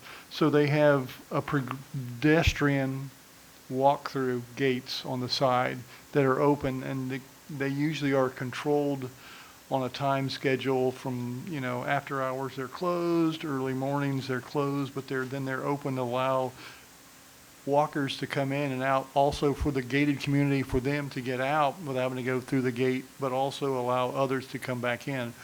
I'm kind of open to that.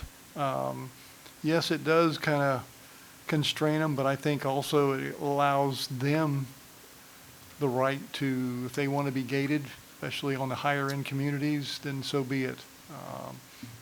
And yes, I did vote too. I'm like you, Jim. I voted for the Willow Ridge because of the reasons that were presented made sense to us. And as to isolating them, I've struggled with that myself, that you don't want them to feel like the redhead stepchild, shall we call it. They're not part of us, but they pay everything to us and they get no benefits. And that's a two-way street. They can be involved or they can refuse not to be involved in the town, but they are still part of our town. And to reach out to them, yeah, you're welcome. You're not isolated. It's whether you choose to be isolated. But I kind of like the idea that I could go either way, to be honest with the council. There's good points both ways. I'd have to be presented a really negative to not do it. I mean, you get to go through Mag Terrace, and you see the Christmas lights. That's always something everybody says, yeah, I want to go drive through and see Christmas lights. That's a cool thing. Well, now you got a gate, you can't get into it. Yeah, that's kind of a bummer. I see that. So I'm open-minded. Present a case. Carol? I am not in favor of a gated community for all the reasons that have already been put forth. I do understand from a fiscal standpoint that it saves the town a little bit of money because that's not streets and runoff and storm drainage and all that we would have to deal with. But we're a growing little town. We're gonna have to deal with streets on other aspects, so I've lived in gated communities and I've lived outside of gated communities. I'm just not a fan. Well, there you go. I think you got direction now for your team. Yeah. No, they're saying no gates. No I'm the gates. only. Okay. Okay. Okay. All righty, let's keep going. Let's do the discussion on the update of water treatment plant updates. So Mayor and Council, I want to take a minute and kind of give you a more in-depth update on the water treatment plant to make sure you're in the loop on everything and answer any questions you may have, because we're getting close on getting some engineering to the point we've actually submitted some stuff to DEP and getting ready to submit some more. So I just want to remind you, everything we do, even now that we have a lot of grant money for the water system, we're still doing everything in phases, just so we can watch the cost, control the cost, and don't go over, because I'm very keen aware we obviously as a community do not want to go into debt. And so the best way of doing that is making sure we don't bite off too much at once as we go forward. So just I wanted to recap real quick our existing water system, and you can kind of follow along in the PowerPoint. As you know, we have 2 water treatment plants, 2 wells that are active, and we are permitted for about 600,000 gallons a day, or excuse me, 600,000 gallons per day. We have on our 2 wells, our well that's up on the hill by the water tower produces about 1,400 gallons per minute, and our one down here by the park produces about 600. We have a 150,000 gallon elevated storage tank. You'll see that EST word a lot as you look through stuff, as you see paper that's elevated storage tank, and a 250,000 hydropneumatic tank. We've done quite a bit. A lot of it's just back work to get more grants. There's hundreds of pages that we produce. That's how we got those grants. That's how we're getting communication with DEP. So that's been a lot of the stuff you don't really see. It's going on in the background. So we've done hydraulic analysis and design calculations, preliminary design report for FDEP. That actually is what got us our $12 million grant. We've done right-of-way surveying. We've done utility easement surveying, geotechnical analysis. We've done environmental analysis. So we've done the tortoise inspections. We've done the skink, I think it's called, where you test for those little varmints. And our plan sheets are about 60%. And so I'll kind of go into those a little more in detail. But 60% is what we design to, and we pause. Then we submit stuff to FDEP for comments and get their comments back. Then we can go to a complete design set. Looking back, during our analysis, we've looked at demands that we would have, and this is about taking our system between 4,000 to 5,000 residents, so basically doubling our existing town, which is pretty close to build out. You can see our existing numbers. I won't read all those, and the 2045 water facility plans of where they need to go. And this is based off a formula that's developed by FDEP and the Florida Administrative Code of how you figure out these numbers. They're just not pulling them out of the air kind of thing. This one, I know the numbers are small, but that shows you what our current use is. As you see in 2018, we had a really heavy water year. Then, whatever reason, maybe there was a drought that year, I'm not sure. In 19, it kind of went back down to about 66 million gallons for the year. In 20, you see went 75 million gallons, 21, 76 million gallons, 22, 83 million gallons. And now we're up to nearly 98 million gallons in 2023 for water usage. So the first thing I want to talk about is we have a 60% design set. We've talked about this at other meetings. This is our existing plant that's up on the hill on Highland where the water tower is. And this is kind of the location and the design for that redundant upper aquifer well that we're going to build. So this is just, right now we have 2 wells. If our big one went down, we have an issue with fire flows. So this is going to give us that redundancy in the system where it'll alternate between these 3 wells. And if one goes down, we're going to have another 1,400 gallon per minute well to produce.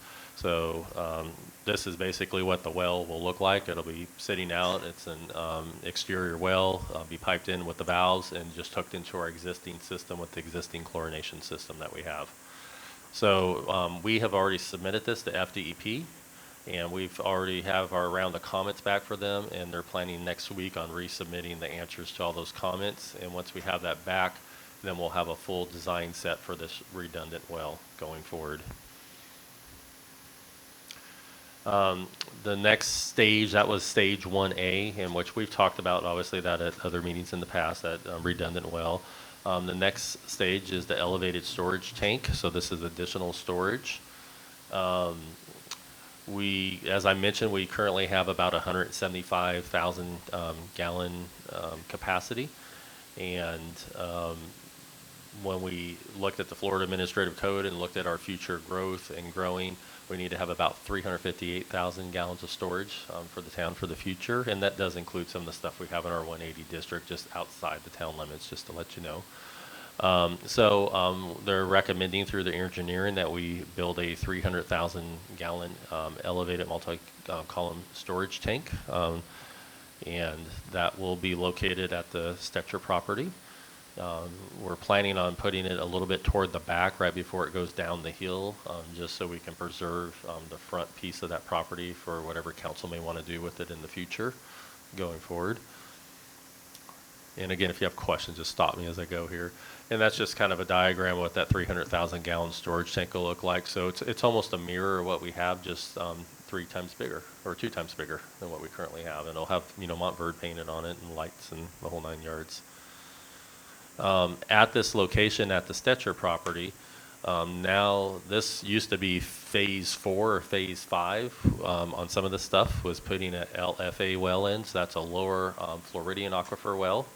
And we are pretty well, if we don't get mandated on this CUP renewal, we're going to probably get on the next one. We're going to have to put one in. The beauty of it, now we have some funding to do it. So that well would be located at this new water tower site at the Stetcher property, which is really good for redundancy to our system because it allows it, one, at a separate location from our other wells, but there's also a separate power supply over there. That's we have Duke on all part of the towns, but on that side we have our other electric provider in town, so it gives it a whole new electric system to provide. It also includes some building, our treatment, and electrical and fencing kind of in that last phase. Looking at project schedules, and we obviously begin design in November when you guys gave approval to move ahead with all this. Design documents are at 60%. They are there now for both projects. I think the water tank has a little bit more to go. So the water tower itself has not been submitted to FDEP. They're expecting to do that here in the next few weeks to get that submitted for comments. Then we go to 90% design documents. I'll bring those final 90% design documents to council for one last look. Then they'll finish those up for final design. Then we start the bid process, and as you know, we put it out for public bid, get all that back. Then we do a ranking system. We'll bring that back to council. The council approve the ranking and the expenditure, and then we go to the project award in September, maybe October, worst case scenario going forward.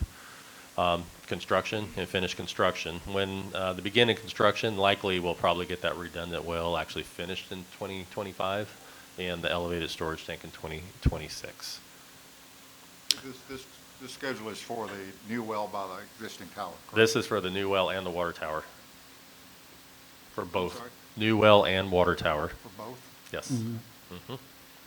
No, Yeah. this hasn't really changed any, it's just the dates right now. Yeah, correct. Yep, correct. Paul, correct me, that's a 12-inch well, isn't it? The new well would be 12-inch. I believe it is, Yeah. yes. Yes. Now, the other thing that came into play wasn't the new well we're going to get from the other development, from the rent development? Oh, from the Hills of Montverde? Yeah, so that is the other thing we do have. So the Hills of Montverde is putting a well in. It won't be as deep as what we put our municipal wells in. And so we have it set up where we have we require them to put a connecting pipe to our system so we can use it as an emergency or provide them emergency water or vice versa if something happened. However, it normally won't be tied into the system to feed our potable water system, but it is there for a redundant emergency. There's just, when you have the shallower wells, there's no guarantee we'll have quite as good water quality as what we have now. Right, so we'll have 3 big wells and 1 Correct. smaller well. Yeah, when it's all said and done, we have our 2 existing wells. We're going to build our new redundant well. We'll have the Hills of Montverde well, then we'll have our lower aquifer well. So we'll have 5 separate wells supplying the town when all is done. Well, I understand the water from the lower aquifer is of varying quality depending on where you drill. It is. So, It is. Do we know what we're getting when we sink a well over there? I guess is my question. Yeah. I know it requires additional treatment, much more treatment than the water from the upper aquifer. It depends on the location. So I know they drilled one in Mascot, and that water quality actually came out better than the upper aquifer, is what the engineer said. However, when you get in toward the Claremont areas and a little on the far side, I guess, toward the swamp, it's becoming worse water. The goal is, if we do have to build the lower aquifer well, ideally we have such great water from the upper that we'll use that lower as a supplement. If we're kind of exceeding our maximum daily allowances, you know, we may have to kick that in for 10% of the water. So the goal is not to suck that, make our primary, but make it more of a kind of a redundancy, because you get more, you can use more water out of the lower than you can the upper when you get your said permitting. The well was for the lower Floridian aquifer. Which well? The redundant well or the? Either or. I thought both. No, the redundant well is going to be on the upper Floridian. Okay. The one that they're building here is going to be the upper. The one at the Stetcher property will be from the lower Floridian aquifer. Okay. Yep. And it's pretty well mandated. You're going to have to go to the lower Floridian going forward. Cost estimates, just, you know, on the high engineering side right now, hopefully, but you can see that's what the estimated of the storage tank cost is going to be. And that includes, you know, some of the piping and things like that to get the piping to it and everything else on that side. So about $4,500,000. On the well systems for the lower aquifer well, the UFA well, contingencies, engineering, everything, you're looking at about $5 million on that, on construction costs for estimates. We also will, in that plan, kind of a long phase 2 plan, we recognize within that facilities plan, we have some older lines that need to be replaced. We have still a few lines that are 2-inch lines. We have some that we're going to be required to replace. Most of the steel lines are going to be required as part of this lead survey. It's going to be done. We have quite a few dead ends in town where the line just dead ends down the street, where it's advantageous to loop those for supply, water quality, etc. We have some areas, such down on Ridgewood, where we have several houses. We have no hydrants down there, kind of going to the roundabout toward the trailer park. That would be an example where we need some hydrants. And we have some lines that we need to increase. And once all these wells are in, we need a good, robust SCADA system so we can have control of those from one location. Just a reminder, our funding on that, we've been very blessed that we received our SAFI funding for design, $12,907,000. And we also have developers that are paying impact fees, $850,000 for developers on that one. And, you know, we'll continue to keep searching for more grant money as we go forward. Real quick on the SAFI, how this is working is they're preparing, we have to amend that facility plan that we did in 2023 to include hardening of the systems, which is required under the grant. That was the whole basis of the grant for hurricane prevention. And so we're amending that facility plan. They're working on that. Then we have to actually, even though we've been awarded the money, we submit the application. And once we submit the application, they'll give us the grant agreement, and then you guys will be approving that as it comes forward. So we got a little bit of process stuff to do, but we're working on that end of things. Any questions on the water system? That was a lot to swallow, but I want to make sure you guys are up to date what's going on. So we're going to start getting bid documents going out the door here in the next couple months on these things. So. I like that swallow with water. That's kind of a pretty good accolade there. Yeah. All righty, looks good. Thank you very much. Thank you, Mayor. Okay, we'll move on to stormwater grants. What do you think, Jim? Want to hear it? Yep. All righty, so And Mayor, real quick, as some people I know are leaving, I forgot to remind you, could we mention the Channel 6 news tomorrow at the park? Do you want to mention that? Oh, yeah, okay, tomorrow, I forgot about that. What time? Tomorrow, too, I'm between sorry. 4 and 7, Channel 6 News is going to be in our Kirk Park underneath the pavilion broadcasting live. So if you want to be on TV, come tomorrow, stand in front of the pavilion, jump up and down, What time, Paul? between 4 and 7. Yeah, 4 and 7. Yeah. Yep, bring signs, yep. Yeah, so, let your neighbors know it's a great time to showcase Montverde and just why we love our community. And if you haven't been watching the series, you can Google them on Channel 6 News, and just encourage you to take a look at those and come out and support your town, so. I eat them all. All right. Stormwater, as I said, we've just initiated, I've paused, we have some design plans, I'll go into those. We've kind of paused that a little bit till we got the sewer caught up, because we don't want to, most of the storm stuff includes improvements to the streets, and I don't want to pave a brand new street and tear it up 6 months later kind of thing. So I just have a couple screenshots, because this is kind of where we're at on design stuff. Everything else is more design report stuff that's just jumbo language. But this is down on First Street, and I'll kind of zoom into this a little bit. But what we're looking at doing is coming down Porter and First Street. Currently at Truscott Park, we have that big hole behind the swing set. That's the water detention. It overflows right now, and it's actually starting to wash the backside out where the walkway is. And so the thought is we're going to put underground storage here, the same as we have here at the town hall underneath our parking lot. We'll have some underground storage and detention areas that'll be underground. We're going to improve the roads around First Street and Porter Avenue that will collect the water and get it into that storm drain more efficiently and into the side. So that's just kind of a diagram of what that would look like. And why they're doing that, because they got to rework some of the storm drains anyway. They're going to bring that trail on down to there to the corner of Porter, because we can include that in as we're redesigning the storm and just kind of get that around the corner. Also, what we've talked about and added, we have been working with Montverde Academy on Porter to assist with some of the parking out here in Porter from the new library and the town hall. We're still in discussions on that. I think we'll be able to move forward on that, but we'll also include that storm water from that additional parking on Porter into the storm system that's not shown in the design here. So this is all gonna come to council in the next 6 months? Yeah, once the final design plans are done. So then, yeah, so we haven't done anything else on Porter, because once we started talking the parking and the sports courts, that we need to start collecting all that water and just bring all that in together. They're kind of going back and redoing that and trying to figure out how to get that into place and to be. In fact, we'll have to do a contract addendum with Woodward & Kern for the engineering on that as well. But this is pretty firm on where we're going on this, right? Yeah, so mainly it's at the end of the day, we're gonna collect the storm water off of Porter and First and clean it either along Porter through underground storage Because I have over a some of the number of parking and neighbors who'd down like to see Truscott Park. this, so I'm probably gonna come by and get some maps from you and hand them out. Sure. I get Yeah. asked all the time. Yeah, it's kind of obviously very preliminary right now, because again, we just paused it with the sewer. Put draft on it. Sure. Yeah. Then the other thing is the improvement to Lakeside Drive. And you guys have already seen these plans before. I'll just briefly go over a couple of the highlights at them. They're at 90%. They are ready to go to 100% construction. We're waiting for legal review of the bid documents.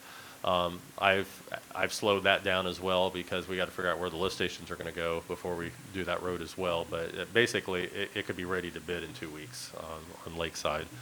And some of the features on Lakeside is obviously you can see some of the improved stormwater detention that's around there in the collection that's in the system. We've also added some parking along that street, along Lakeside, along the park there. I think we got 15 spaces added there, so I'll be directly across from the gas station. And this is just a screenshot kind of how that stormwater is going to work on Lakeside.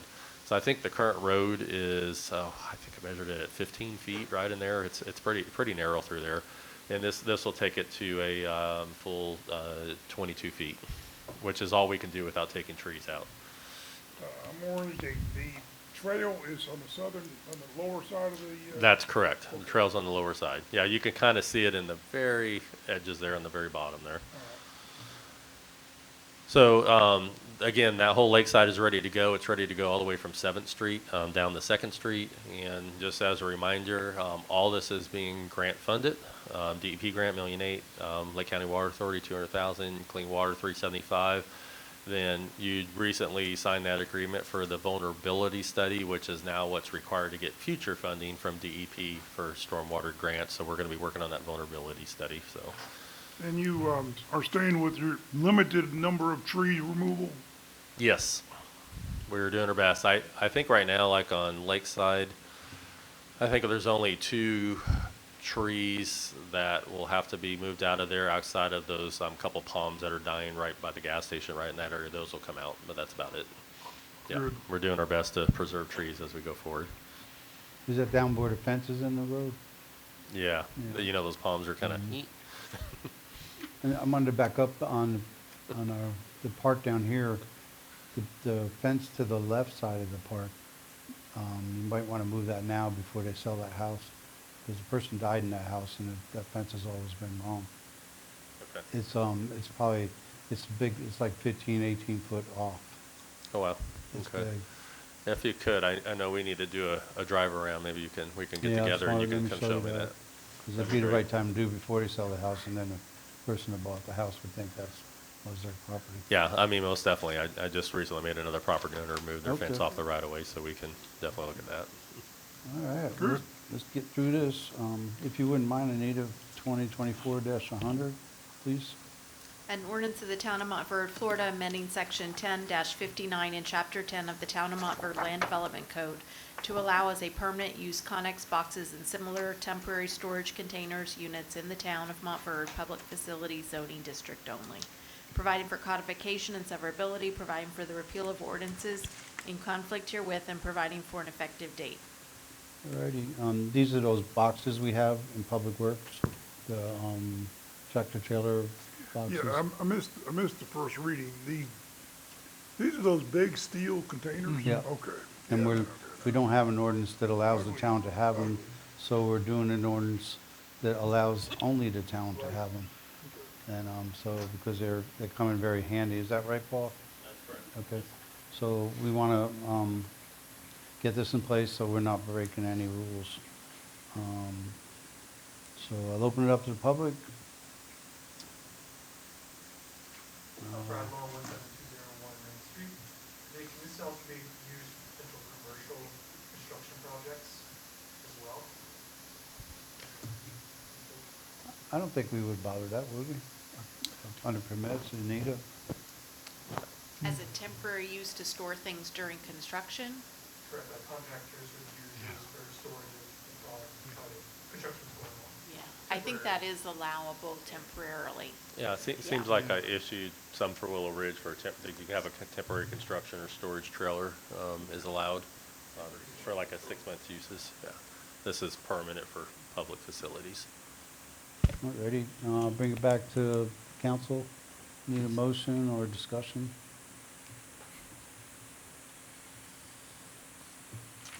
Well, I so move that ordinance 2024-100 be approved. Got a motion, need a second? I'll second. All in favor, aye? Aye. Against, say nay. Ayes have it. If you would, please, Anita, 24-110. A resolution of the Town Council of the Town of Montverde, Florida, granting a conditional use permit in a commercial zoning district and downtown overlay district in the Town of Montverde to permit an event venue and commissary in addition to a restaurant cafeteria on the herein described property located at 17440 7th Street, Montverde, Florida, owned by John and Karen Erlano, providing for conditions, providing for an effective expiration date, and providing for an effective date. Alrighty, this is the old Black Bear building, and John or Karen, you want to get up and tell the council what you want to do?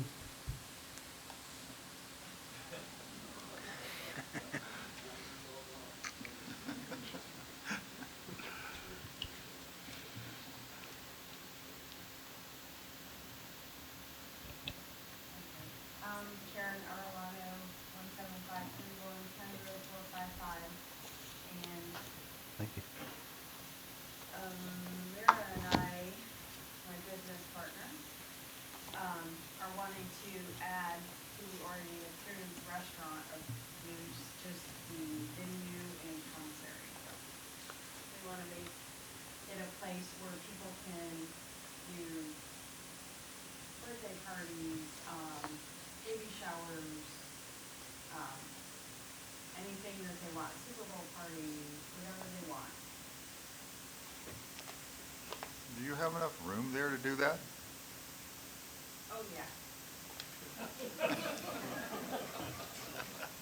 was counting how many people we had shoved in there for dinner. I think we're good.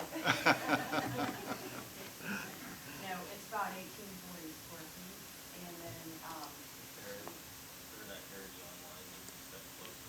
yeah, we have about 1840 square feet, and, that's the indoor space as well as the covered space.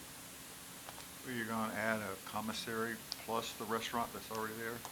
So the restaurant's already used, or a use that's approved, so we just want to keep that use. Just so we don't have to go through this in the event something changes in the future. So we just wanted to add the venue and the commissary. The whole reason was, just in the event we want to, bring some food to town. I'm sorry, define commissary for me. So commissary is where somebody can prepare food. You'll see, every food truck has to Oh, I see. belong to a commissary because they can't prepare food in their home. Or in the food truck, they have to go to a commissary, which is, monitored by the health department and all that. But doesn't that come under your restaurant license? No, actually it doesn't. Is that right? Believe it or not. Yeah, it's slightly different. So we're talking about outdoor cookers or whatever? No, sir. Just talking about people bringing food? Correct. Oh, I got you. For a birthday party or whatever. Yeah. No, so your tenant or whoever, your vendor, your client could bring in, prepare food there, bring their own food and prepare it there? Is that what you're talking about? We envision more catered food. No catered food? Kind of like exactly what we had tonight. How about alcohol? Yep, thank you. So, we've already met with, a vendor that carries an alcohol license, so they could have that. So we would require them to have a license and insured, bartender. I worked a couple of these, coming of age parties that had gotten out of control with alcohol. So are you gonna do a restriction that once you're in the curtilage inside the fencing area, that you have to stay there? I'm sorry, what was your question? Well, it has to do with, people going out into parking lots and drinking, Tailgating. tailgating. Yeah. And, then getting in, we've even had it before where they armed themselves and returned. So, question is with these parties, generally it's not, but sometimes it does. With the number with the amount of alcohol consumed. And so in other words, they can bring their own alcohol, like their own food. Correct, but if you ever look at a bartender's, like, requirements, they have to control the environment. They have the authority to call, 911 or ask someone to leave or cut someone off or whatever. So they're in charge if there is alcohol there. And On the premises as well. We wouldn't permit it in the parking lot, like outside of our gates. It have to be in the. So you're gonna keep you're gonna make the people stay within the park, within your curtilage and not move into the parking lots. Correct. And Councilmember Lay, sorry to interrupt here, but one of the conditions in the next hearing in the staff report, that's for the actual minor site plan, we actually put that as a condition that if they were going to go outside and have, something, whatever it is in the street, if even another food truck or something like that show up, that they would go through the special event process that we have in place with the town for approval. So Sean, we're talking 70 people or so? Well, it'll basically depend upon, I don't want to give you the wrong number because there's some square footage, whether it's 1890 or 1924. It just depends on the fire code, how many people can fit in there.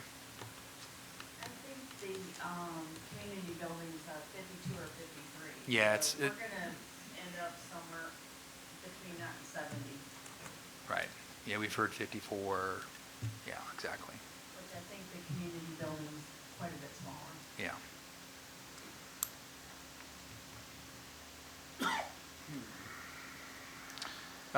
So staff, one of our big concerns was the parking, and we've done a parking analysis. There's not, as with a lot of this little village core that we have here, there's obviously not enough parking spots right up against the building, but there are within one block area, there's easily more than 25 parking spots, which is technically the requirement. It's actually, I think, 23. So there's enough parking in the adjacent areas, off-street parking, on-street parking, I'm sorry, to meet, so there won't be a parking issue. Plus, with these additional spaces coming, another year from now or whenever the construction's complete, there should be plenty of parking, right? Yeah, it's like 18 going in right there, Yeah. isn't it? Yeah. Yeah.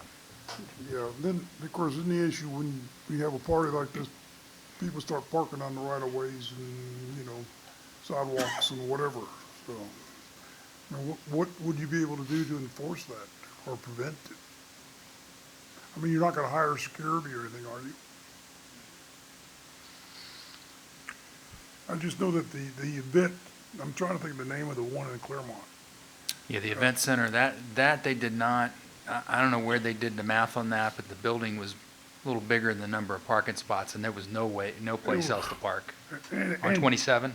Yeah, most Yeah. of their events go smoothly without a problem, but boy, they've had some real problems. I had to call the riot police in a couple of times. We've actually been hit up more for baby showers than anything, so that's pretty much what I think we are going to receive, baby showers, more low-key. Yeah. You usually expect you mothers aren't swinging baseball bats. We don't want any nonsense or any of that stuff. And trust me, she's super picky, so she won't let nothing get by her. You've got your hours of operation here, 8 a.m. to 11 p.m., Monday through Sunday. Do you anticipate being booked almost every day of the week? The only reason we did it so early was just because we had somebody already reach out to us to do like a Pilates class. And then I think we were trying to match the community building an hour. Because just something else to point out too, and you brought it up, I was going to say this, but it doesn't necessarily mean that you're having events where there's food and alcohol. A lot of your events could just be meeting space, right? Oh, yeah. Somebody coming in, meeting for lunch. With a meeting, a business meeting. Yeah, we had somebody already reach out to us just to do, their employee meetings there. We had somebody already reach out wanting to do like their, employee awards. So I don't envision a lot of party night like I envision the other. Oh, and I'm sorry, I missed that. The times from when to when, did I miss that too? Yeah, it's 8 a.m. to 11 p.m. Yeah. 11 p.m.? Yep. Is this going to require 2 readings? Just one? Yeah, this is a CUP. Should be just one, I think, right? Yeah. And like a Super Bowl party, like you say right here, would be something like an individual is throwing a Super Bowl party, invites his friends. Correct. Okay. Not open to the public, everybody, like okay. Correct, but, we might do a couple events just to show people what they can Sure. do, but trust me, I like hanging out by myself,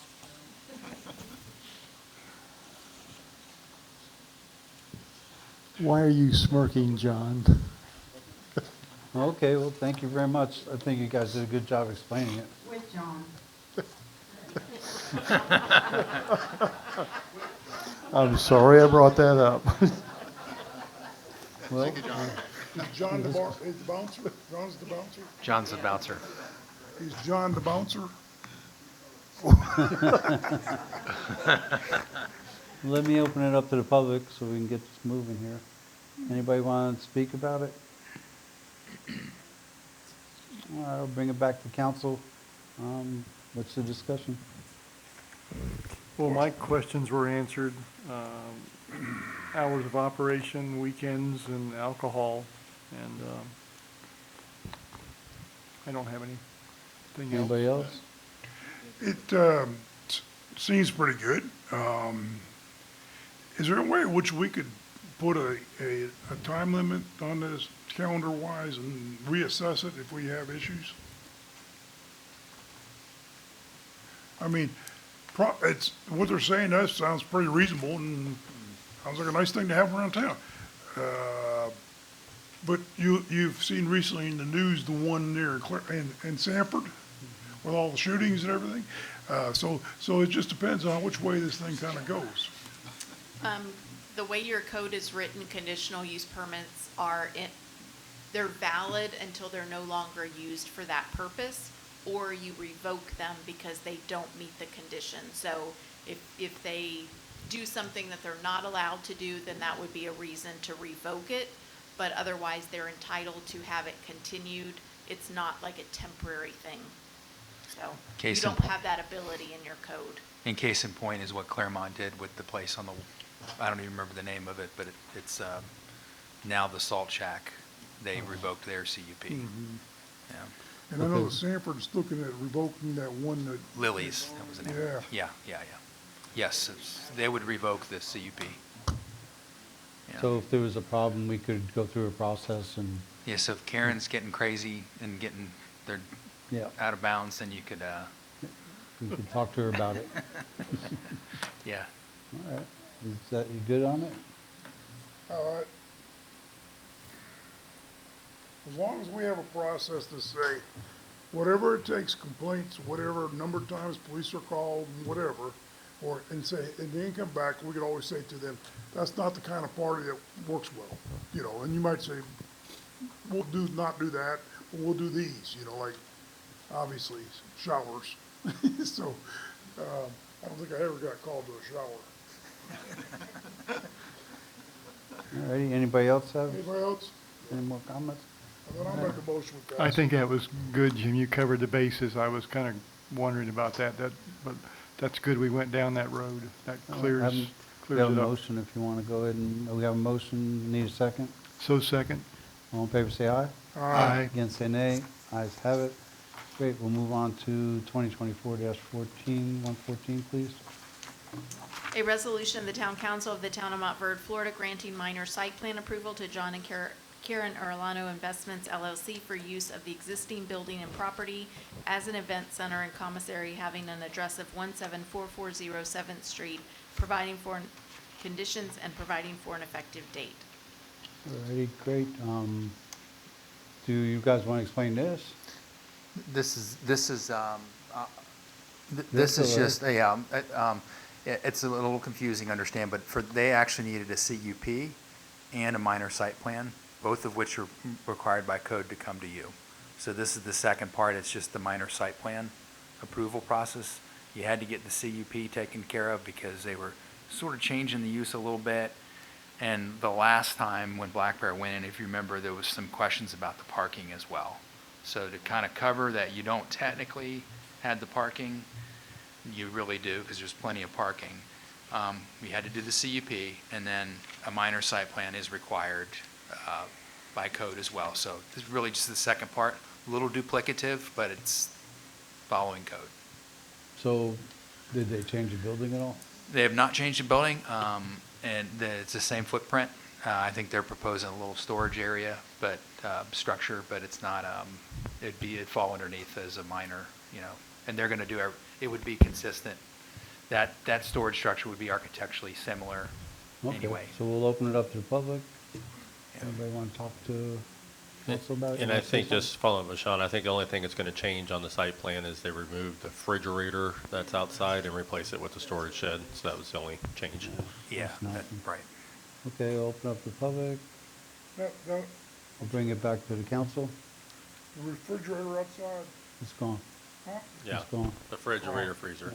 Yep. So basically, it's still black, as it looked like as Black Bear, it hasn't changed. Okay. Yeah. Okay, back to council, I need a motion. Yeah, I'll make a motion that resolution number 2024-114 be approved. Is that So a motion? second. Need a second? Second. All in favor, say aye. Aye. Against, say nay. Ayes have it. Okay, now we're gonna go to 2024-113, if you would, please. A resolution of the Town of Montverde, County of Lake, State of Florida, foregoing an annual increase of the consumption portion only of utility rates for the 12-month period commencing April 2024, providing for an effective date. Okay, this is the same thing we did last year. We're only, we're not gonna raise the water. Y'all should be cheering this one. We don't need to raise the water because we're making enough money in water. So, I'll open it up to the public. Bring it back to council. Anybody want to discuss it? You guys are familiar with this. Well, you might not be, you weren't here, but we're not gonna raise the water rates. Hey, that's all I need to hear right there. Okay. All right, go ahead, I need a motion. I so move resolution 2024-113, we don't raise rates, be approved. Need a Second. second? All in favor, say aye. Aye. And say nay, ayes have it. And if you would please, 2024-115. A resolution of the Town of Montverde, Lake County, Florida, in support of Lake County, Florida's appropriation request for USDOT Highway Infrastructure Programs funding for the Town of Montverde County Road 455 Complete Street Project, and urging the U.S. Department of Transportation, Federal Highway Administration to award Lake County $2 million for a PD&E study of County Road 455. Okay, would you go ahead, please, explain that, Paul? Sure, and this kind of follows up from council members Womack at the MPO. The U.S. Department of Transportation has opened up their grant cycle for safe streets. Lake County, on behalf of the town of Montverde, is going to put a application in according to the priority list on the MPO, which we're number one on that, I think, phase 2 priority list. And this is for a complete street makeover. A request is for $2 million for preliminary design and engineering of the complete street, which you have to have in place to go for construction dollars. The complete street will be from the roundabout through downtown and up to Fosgate. And the engineering study will look at enhancements and improvements all the way to the street. So those could include, but not limited to, such things as left turn lanes in front of the Montverde Academy, raised crosswalks around the school kids in the academy area and downtown areas, islands along 455 and down the center to help slow traffic down, include stormwater enhancements along the road, and along with many other improvements, enhancements to that section or corridor. So highly recommend approval.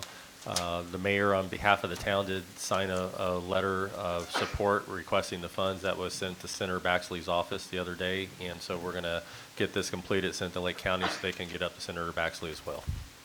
All righty, so we're gonna get some more money, so that's good. I'll open it up to the public.